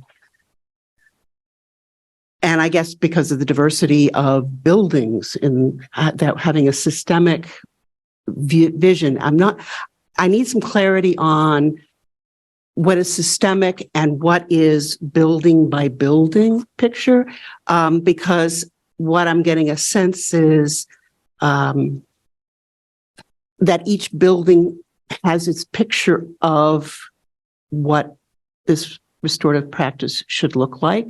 And that I was looking at the CRTIF and all, and that's kind of like, does each building have to build its own rubric to see that it's meeting the way it is moving forward? I've got so many questions. It's just, I may have to sit down another time. Happy to do that with you. I think I'm understanding your question, but you can clarify if I'm not getting it. But and all three of you can chime in. And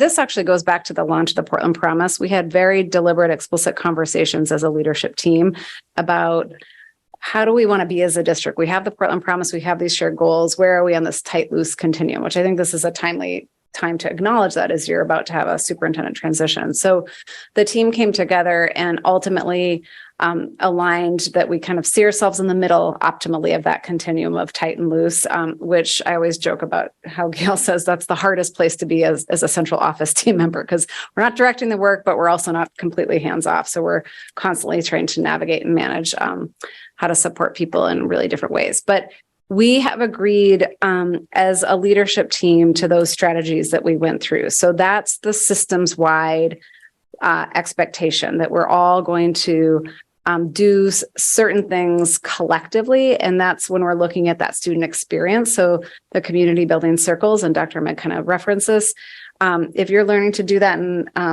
elementary school, and then you go to middle school and right away you're comfortable, this is how we connect and build our community. And then you go to high school, like imagine how that feels as far as creating that safety, and you kind of have that consistency of expectation, which is, by the way, a trauma sensitive practice. So those strategies we've named, we've said to schools, and schools have collaboratively agreed this is what we want to kind of commit to together. then every school's in a different place with a different context and a different starting point. So they're figuring out their school specific emphasis and next move. So I think that process Chris stepped you through with the culturally responsive tiered fidelity inventory is an example of that's the common diagnostic. We're all looking at and evaluating our practices vis-a-vis that common rubric, if you will. But then where schools are is different. Therefore, their plan based on that diagnostic will be different, with the goal that we're all kind of meeting those metrics that Aaron stepped you through. I do think on the restorative practices work, that's where we've had, we're newest or most nascent in our articulation of that long-term, where are we headed? And that's why we've had the social emotional learning vertical team, the alternatives to suspension work group. And so I would say we have a kind of big picture sense of wanting to be a more restorative system, but I think we have work to do to continue to clearly articulate kind of all the elements and that sort of how we're going to kind of monitor if we're all there and when have we arrived.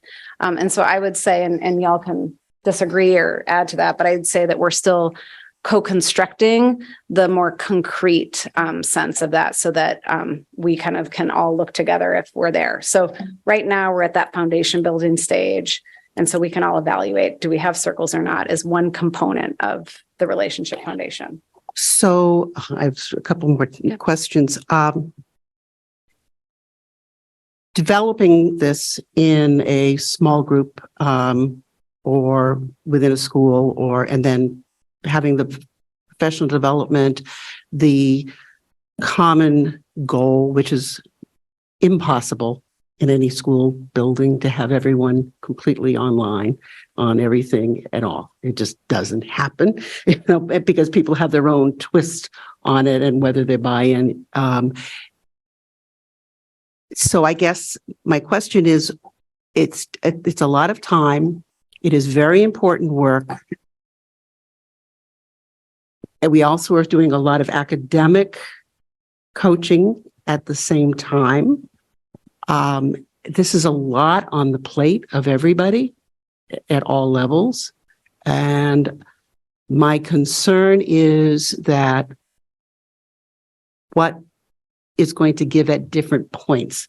So, I mean, I think what you saw this year is there was so much other going on that the follow through to the end of the year, if it's a beautiful year, you could follow through and have the groups, the circles continue all year. But if other triaging type things come up as they did this year, things get broken apart. So I guess you can only ask any individual, be that an administrator or an ed tech, to learn so much stuff at a particular time. And once they've learned that, and then they keep that knowledge, can build another level on it. And because you're asking for transformative learning of all these teachers, and the experience to have that is incredibly enlightening. And but if you're stressed as a teacher with all of these things, you've created a trauma situation, I think, in some of them. And I'm not saying all, but even the ones that are on board have a lot on their plate. And I just honor that in their work. And so I think what you're looking at here, and I'll be quite frank, a 3 to 5 year plan to get this to work. And I don't know if people realize that. So for everyone being on board and talking about evaluating teachers, whether they do or do not have a positive situation going on, is Danson is great and incorporating that. But I think that's a piece. The consistent language in practice, I think, is going to take a long time. But it's noble. But I'm grappling with the academics that I find so important. If we're going to have kids graduate and read, yes, they do need to be in school and all, and you need to have that piece. But I think there has to be a vision that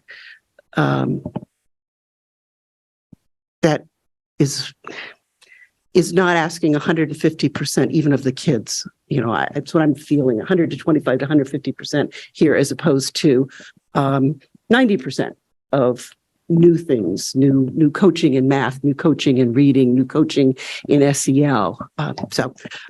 It's a concern. I do feel really important to bring it up. I think what you plan is awesome, but I think there needs to be some long-term thought of the vision.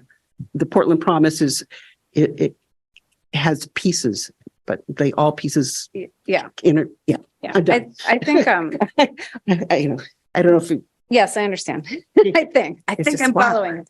And I think, and I don't know if you want to chime in too here, but I mean, one, I mean, and I think of, you acknowledge this, that for every position in the system, we are asking a lot of ourselves, and our community is asking and needs a lot of us, right? I always say that, we're in positions where we're being asked to transform a system to something none of us have ever seen, and it's not part of our actual schema while running it every single day. In a context of scarcity when it comes to resources. So that's, a big philosophical thing that I could talk for a long time about. But just a couple things that I would say just in response, but I think mostly I'm hearing you kind of reflect on, wow, this is a lot for all of us to hold.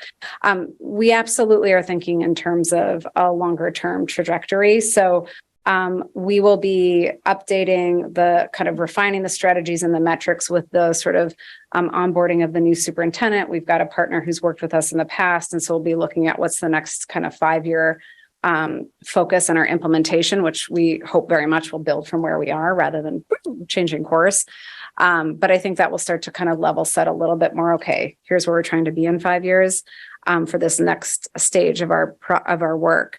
I also just want to mention that, like I said, we're continuing to deepen the implementation of the strategies we've established rather than launching new things. Mm-hmm. We have launched a lot, and we acknowledge that because we started with a 91-page comprehensive plan that nobody knew, with no instructional vision and without a mental and behavioral health strategy or department. So it is tricky, and we acknowledge that, but now we're finally at a place where we think we have enough of the foundation in place to really say to leaders and school teams, okay, this is the strategy. Like, where are you at? What is the right focus for your building? And I think our leaders are excited to get really focused. And we've been having good, productive conversations about that. And then I think the last thing I want to mention is, your first comment around can you ever get everybody in a building together?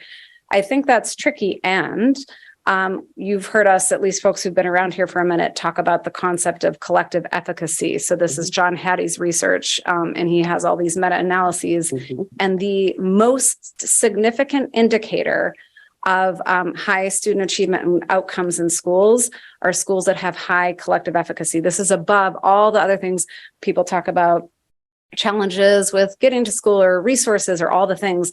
More important than anything else is that. And that is defined as teachers sharing a vision, believing in it, and feeling supported in it. So that's something I really feel like I hope for a system that we kind of get to that place where the energy we're expending is toward being excited about and committed to the work and doing it together. And I think we have a lot of other kind of challenging energy that is taking up a lot of space for all of us right now. And so I'm just acknowledging that. So I do think it's possible. And I, have had the privilege of visiting schools around our country for years and years before coming here, and I've seen it. And so I think we have it in many of our schools and pockets of our schools here in Portland as well. Yeah. And I want to add that, as you acknowledge the staff and coming from the building level, the staff is working so hard actually and doing a lot, and they have a lot on their plate. And the work of or our work as leaders to be how we be smart about how to carry the weight and how to create these structures where really facilitate this to make it doable. And but I acknowledge that academics is an area of need. The graduation rate, the test scores all over is some areas to look into. But also, which comes first, the learning environment and climate and culture, or the instructional culture.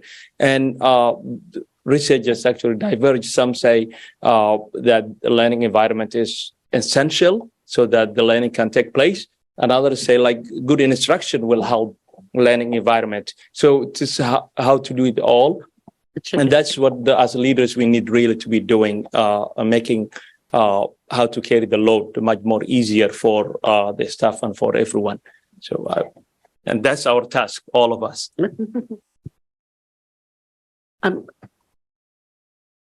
Go ahead. Okay, if nobody else. I just don't want to monopolize the whole thing. In the meantime, on the 5 years, and I'm looking in your direction, what is necessary to improve the experience for the student-teacher relationship as we progress? What is the plan as this one is growing? There's something here that's got to keep everything from falling apart. So what's the other thing that needs to be done? I know it said in here we have enough social workers for the original amount, but do we have enough support staff to take, other than the principal and the vice principal, to take care of these explosive issues that come up in each school? I don't know if I'm being clear enough to everybody else, but if a student is if you have 5 students in a large building that are all having a very bad day and they're all in different places, they all converge on the principal. Yes. And so you have social workers, but if the social workers backed up, you have, do we have enough, whatever level person to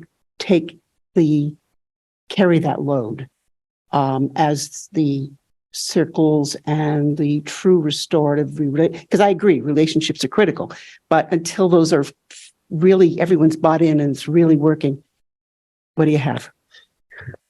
And I don't say you have to answer. I just looked at you because I think it's your corner of peace. Let's all go together. Rock, paper, scissors, everyone. I guess I would say, there's a perspective where kind of there's never enough. I mean, certainly, as we've heard, nationally, and certainly we're experiencing, there are some heightened kind of student behaviors that do require some intensive supports, and we've been fortunate to be able to leverage some of our ESSER funds to expand our capacity in that way. And so that's to the kind of resourcing point as we continue to move forward. But it is the tension, of kind of the attention at that level and building those foundations to reduce that need, that tier 1 so that we can get it to kind of right size so that the practices are strong enough to mitigate for some of those. Because I think what we see is that there are some true intensive needs that need that additional support, and being able to access kind of our broader behavioral health continuum and provide those resources both at tier 3 through, our high quality social work team, and make referrals for additional supports as necessary.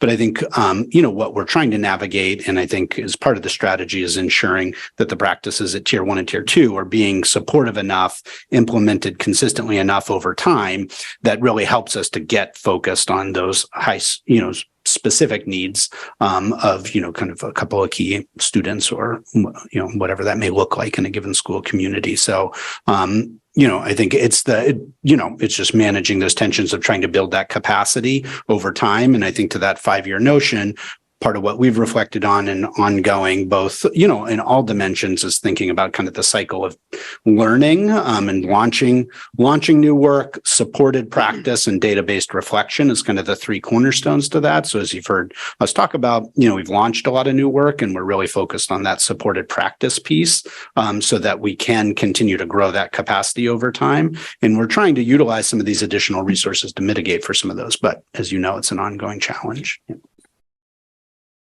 Thank you, Board Member Opperman. Board Member Grant. I think Dr. Ahmed wanted to respond. I think we're good. Okay. I think we're good. All right, I'll give you a break from the existential questions for a minute. Ask a couple requests for data points, maybe for the August meeting. First, though, just remind me, I'm looking at slide 22, the bar graph. Can you just remind me, does that body of students include special ed students? Yes. Okay, what I'd be interested in is disaggregating that to find out what percentage of people in these types of approaches are in special ed category. Yep. Just to say it into the mic for all. Yes, it does include all students, including students with special needs. And yes, that's a disaggregation. Breakout. Mm-hmm. And then relatedly, we've seen a decline in the usage of these types of resolutions this school year. Can we also compare that to the overall number of incidents that are being reported? Meaning, are all incidents going down, or are we just dealing with the same number of reported incidents in a better way? And I'm not putting you on the spot if you don't know. Perhaps we can have that later if you don't know off the top of your head. I mean, you're saying what type of behavior they're getting suspended for? No, I'm saying overall. I mean, you have a universe of reportable incidents, right? Some of them are resulting in certain types of suspensions. Is the bigger universe shrinking as well? Right. Yeah, I understand the question, right? Is this reflective of there's actually less behavior incidences, exactly. So thus there's less suspensions, or are there just as many or more, right? But we're utilizing suspension as a tool to address them less frequently. I would say anecdotally, it's the latter, right? But we'll be able to figure out how we kind of demonstrate that in a database way. Okay, thank you. Great. Board Member Bilio. Thank you. I just have a couple of questions. I'm wondering if you can tell, or if somebody could tell me, what the role of the team is, and are the only meetings that they have to discuss their recommendations twice a year, or that retreat time? Oh, I think. Member Billy, are you talking about the Alternatives to Suspension Work Group? Yeah. They meet, so they've been meeting every month. Once a month, right, Chris? And then they are culminating this summer in a 2-day retreat, but they've been meeting monthly. Okay. And that is made up of different folks that also still hold their technical positions? Yeah. Oh, yeah. So we meet after school. So it's made up, and we could provide, I think other members of the board have requested before, so we could, can't remember if I shared it, but we can follow up and let you know who's on the committee and what roles. But Make It Happen coordinator, social workers, educators, administrators. We really tried to get community partners. So a kind of cross section of people in the community and in the district. Okay. And then does central office have a team also supporting these folks? What does that structure look like? So Chris, who's here tonight, and I don't know if you want to say anything more about it. So Chris with Jose, who's the partner we have through Great Schools Partnership, and they work together to co-plan and co-facilitate the meetings. So they're kind of planning around it, setting it up, organizing it, moving forward the next steps from the conversations that are happening monthly. Okay. And beside the model itself, can you provide, or are there other points of training that folks are utilizing other than just the model itself? How are people getting trained to build community together, to be able to trust each other to do this work? How are people creating community, community agreements? And what is there long-term sustainability around that, to continue those things? And do you, just so I can clarify, do you mean in relationship to that team of people who's working on the alternatives to suspension work? Yeah. So how are they equipping themselves to be able to create these recommendations? Yeah. So, I mean, I can start, but Chris, you can chime in. So I think the main strategy has been to bring in that technical assistance and coaching from Jose. So he starts with, we meet in circle. And so every time we're coming together, there's some community building work around that. And I think it's our intention that there's some training, but as I've mentioned tonight, I feel like that's been a reflection that we need to get more focused and clear and explicit around the training. But I don't know, Chris, if there's anything else. So she's asking, how are we training the work group themselves so that they have enough expertise to make recommendations? I mean, I'm sorry, I didn't mean necessarily training, but even just like how are they being equipped? Is it just based on their own knowledge, or is there anything else that they do together to like enhance their awareness of restorative work? Yeah, there's a lot of self-reflection and guided reflection about their own experiences as students and as educators. But really, it's taking time, which we don't have the luxury to do on a day-to-day, to step back and really think about the role of suspension, both its utility, in the immediacy and its impact long-term for students and for the school itself. So it's a deeper dive into problem formation and solution generation than I've been afforded kind of in that type of group with that collection, that constellation of individuals to do. But we're still very much in it with only one meeting remaining before the 2-day retreat. Thank you. And I guess I'll just say this as a community organizer, as somebody that works for a nonprofit that does this type of work. I think we really need to be realistic about how to create sustainable structures, because I think a lot of what I'm sorry, I'm blanking on names. A lot of what some folks have said is that if it's hard to sustain something, then we should work more on how to create a sustainable structure rather than sustaining something that we know we can't fully adopt. We know that we can't fully utilize in all of our schools because we don't have the resources and we're not ready to dive into that work. And I do agree with you, Malia, on the fact that if we're not ready to take on the professional development or to deep dive into the professional development, then honestly, we probably shouldn't even be utilizing this as a process, because if we're half doing it or we're half accessing this resource, then it is harmful to the students.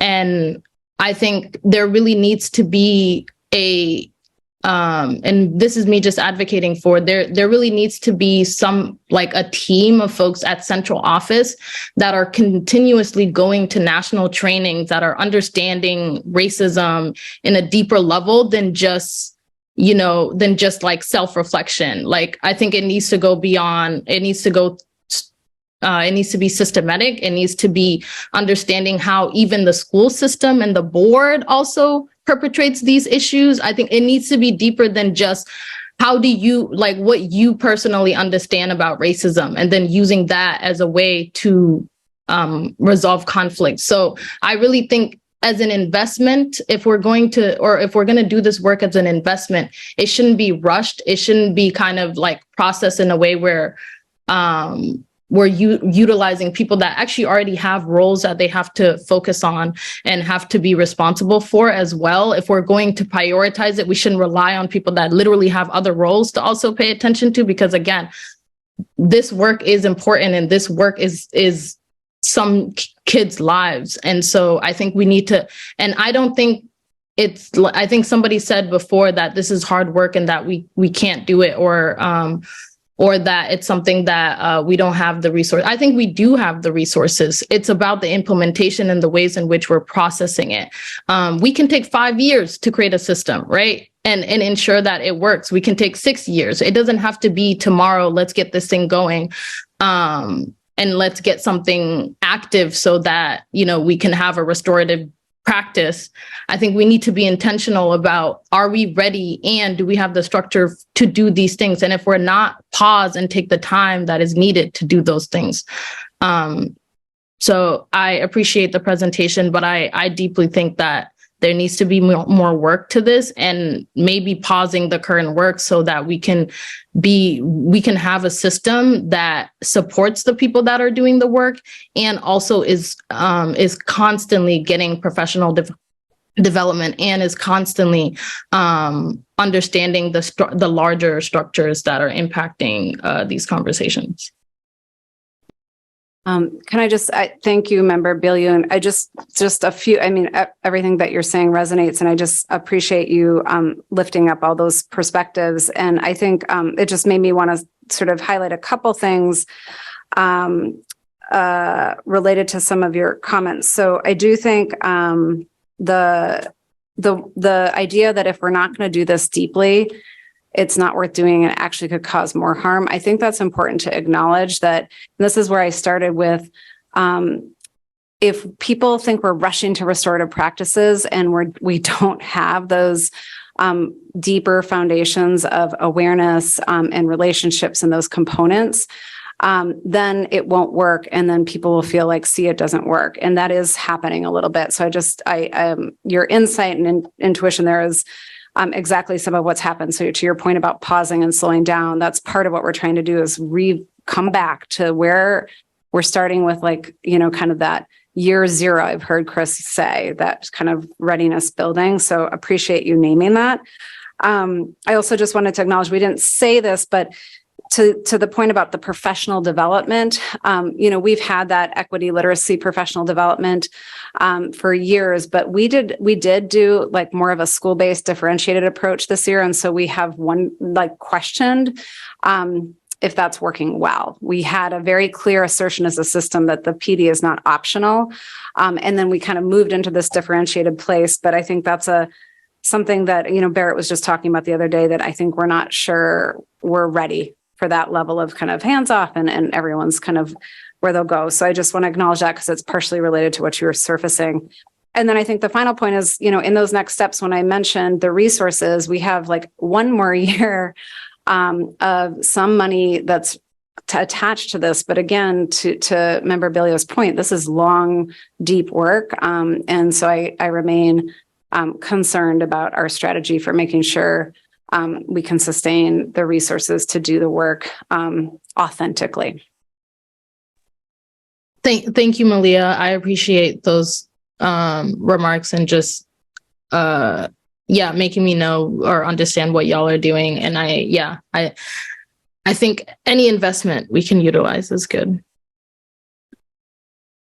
I'm going to have a couple questions, and then I'll take any round twos that people want to come back for. I just want to acknowledge that I really appreciate your candidness of the challenges that you've encountered in this work. And I just think that is a really great model to how we can approach this district-wide, really naming what is a challenge and then working collectively together to overcome it. So just thank you for that.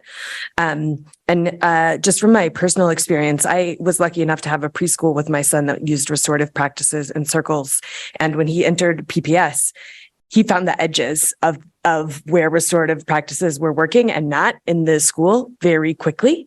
And it has been an ongoing challenge to help him navigate where those practices in, and he gravitates towards the adults that share that mindset within his school. And so I think it's very interesting to see, like, once a young person is able to get into that mindset, they very much seek it out because it really does align with their growth, and it feels good. It feels supportive, and it feels good, and it feels challenging.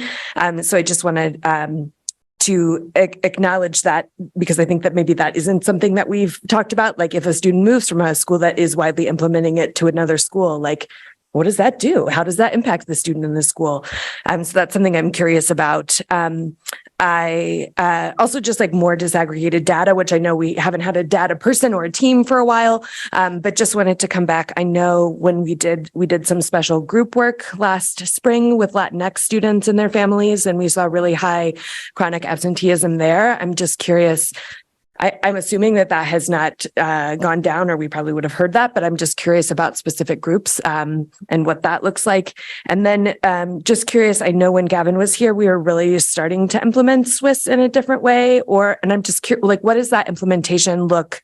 Because I recognize that as a tool in all of this, and how is the implementation of that being used across the district? Well, we have several schools that have been using it for years before my time here, which is 4.5 years ago. So, this year we launched it with all 3 middle schools, one of which more has had it for several years. But at all of our schools that are using it, we've this year launched a referral entry options. So to move away to be paperless, essentially, to kind of streamline some things. But the implementation, it's a new innovation for some schools. So, and for those that have had it and are moving to paperless, that's new. And new is hard, particularly when you're doing a million other things. So, the number one mechanism for supporting robust implementation of tiered systems of support is sharing data regularly. So that is a next move. We've had a clunky start for schools that just picked this up, some celebrating it as a valuable tool, others saying we're still working on it. And so the hope, the goal next year is to really support data protocols for working with key folks at each school to pull data regularly, to share it back both within their universal supports or their PBIS team every month, also with their school every month, and several times a year with families in the larger community. So we've done a lot this year with Swiss. I'm impressed by what we've been able to do in the midst of everything that we're doing concurrently, but I'm really optimistic that next year is going to strengthen our use of Swiss, and the remaining schools that have yet to use it and take it on are expressing, for the most part, expressing interest of when can we get this going. Thank you. Appreciate it. Could you explain what Swiss is? Oh, I'll let the expert. Swiss is SWIS, so School-Wide Information System, and it's a means of tracking trips to the office. And so when teachers activate an out-of-classroom support, so social worker, counselor, assistant principal, there's a mechanism for tracking that. And Swiss is it allows you to instantaneously produce graphs that tell you what's happening, where in the building, at what times of day, and for what perceived reasoning. So it allows us to get ahead of those chronic problems that ultimately end at the secondary level in suspension. Thank you. Awesome. Board Member Victor. Thank you. Just coming back to the question of resources in future years, I hope that when we get to June and start looking at structural changes that we may need to pursue in order to deal with our fiscal cliff, that we can center the resources needed to implement this work as work that we're committed to do. So I think from my standpoint, this is the core. This even if it's not in our local budget, even if much of it's not in our local budget, in order to move forward and implement the work we know we need to prioritize, it's this, right? Or this is a big piece of it. So I hope that this can be centered in that work, even if many of the positions aren't currently in our local budget. Thank you, Board Member Victor. Any other questions from the board? All right. I think we did it. Okay, great. Thank you all very much. So we have one order of old business. Oh, I have that. Yeah. To get through. This would typically be the time we would take a break, but I'm going to through. We're going to power through and get through this next piece of old business, which is the consideration and action to authorize the superintendent to sign the memorandum of understanding from July 1st, 2023 to June 30th, 2024 between Portland Public Schools and the Foundation for Portland Public Schools. And actually, we changed the dates on that, didn't we? So that should be different in the title. So is there a motion to approve this action? Board Member Victor, and I saw a second from Board Member Youssef. Beautiful. Any questions on the motion? No. Any public comment on the motion? Okay. Seeing none, I'm going to close public comment. Any board discussion? Just want to make sure that the motion is correctly titled in board docs. Yes, it is. Great. Is that a, I guess it's Go a ahead. question. Remember us better. Charles, did you say the date that's on here is not correct for the starting of it? I just updated Oh. the item to, have it align with the term of the MOU. Okay.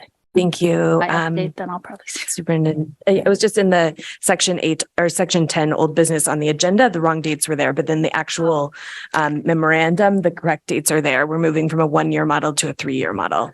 Okay, thank you. That's a reminder. No, thank you. It was worth the discussion. Any other discussion? Okay, seeing none then, let's do a roll call vote.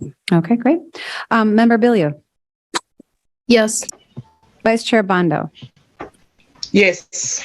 Member Bryden, Yes. Member Figdor, Yes. Member Grant, Yes. Member Opperman, Yes. Member Russellbetter, Yes. Member Youssef, Yes. and the students have left. Had to go do some homework in bed. So I will skip through that and end with Chair Lentz.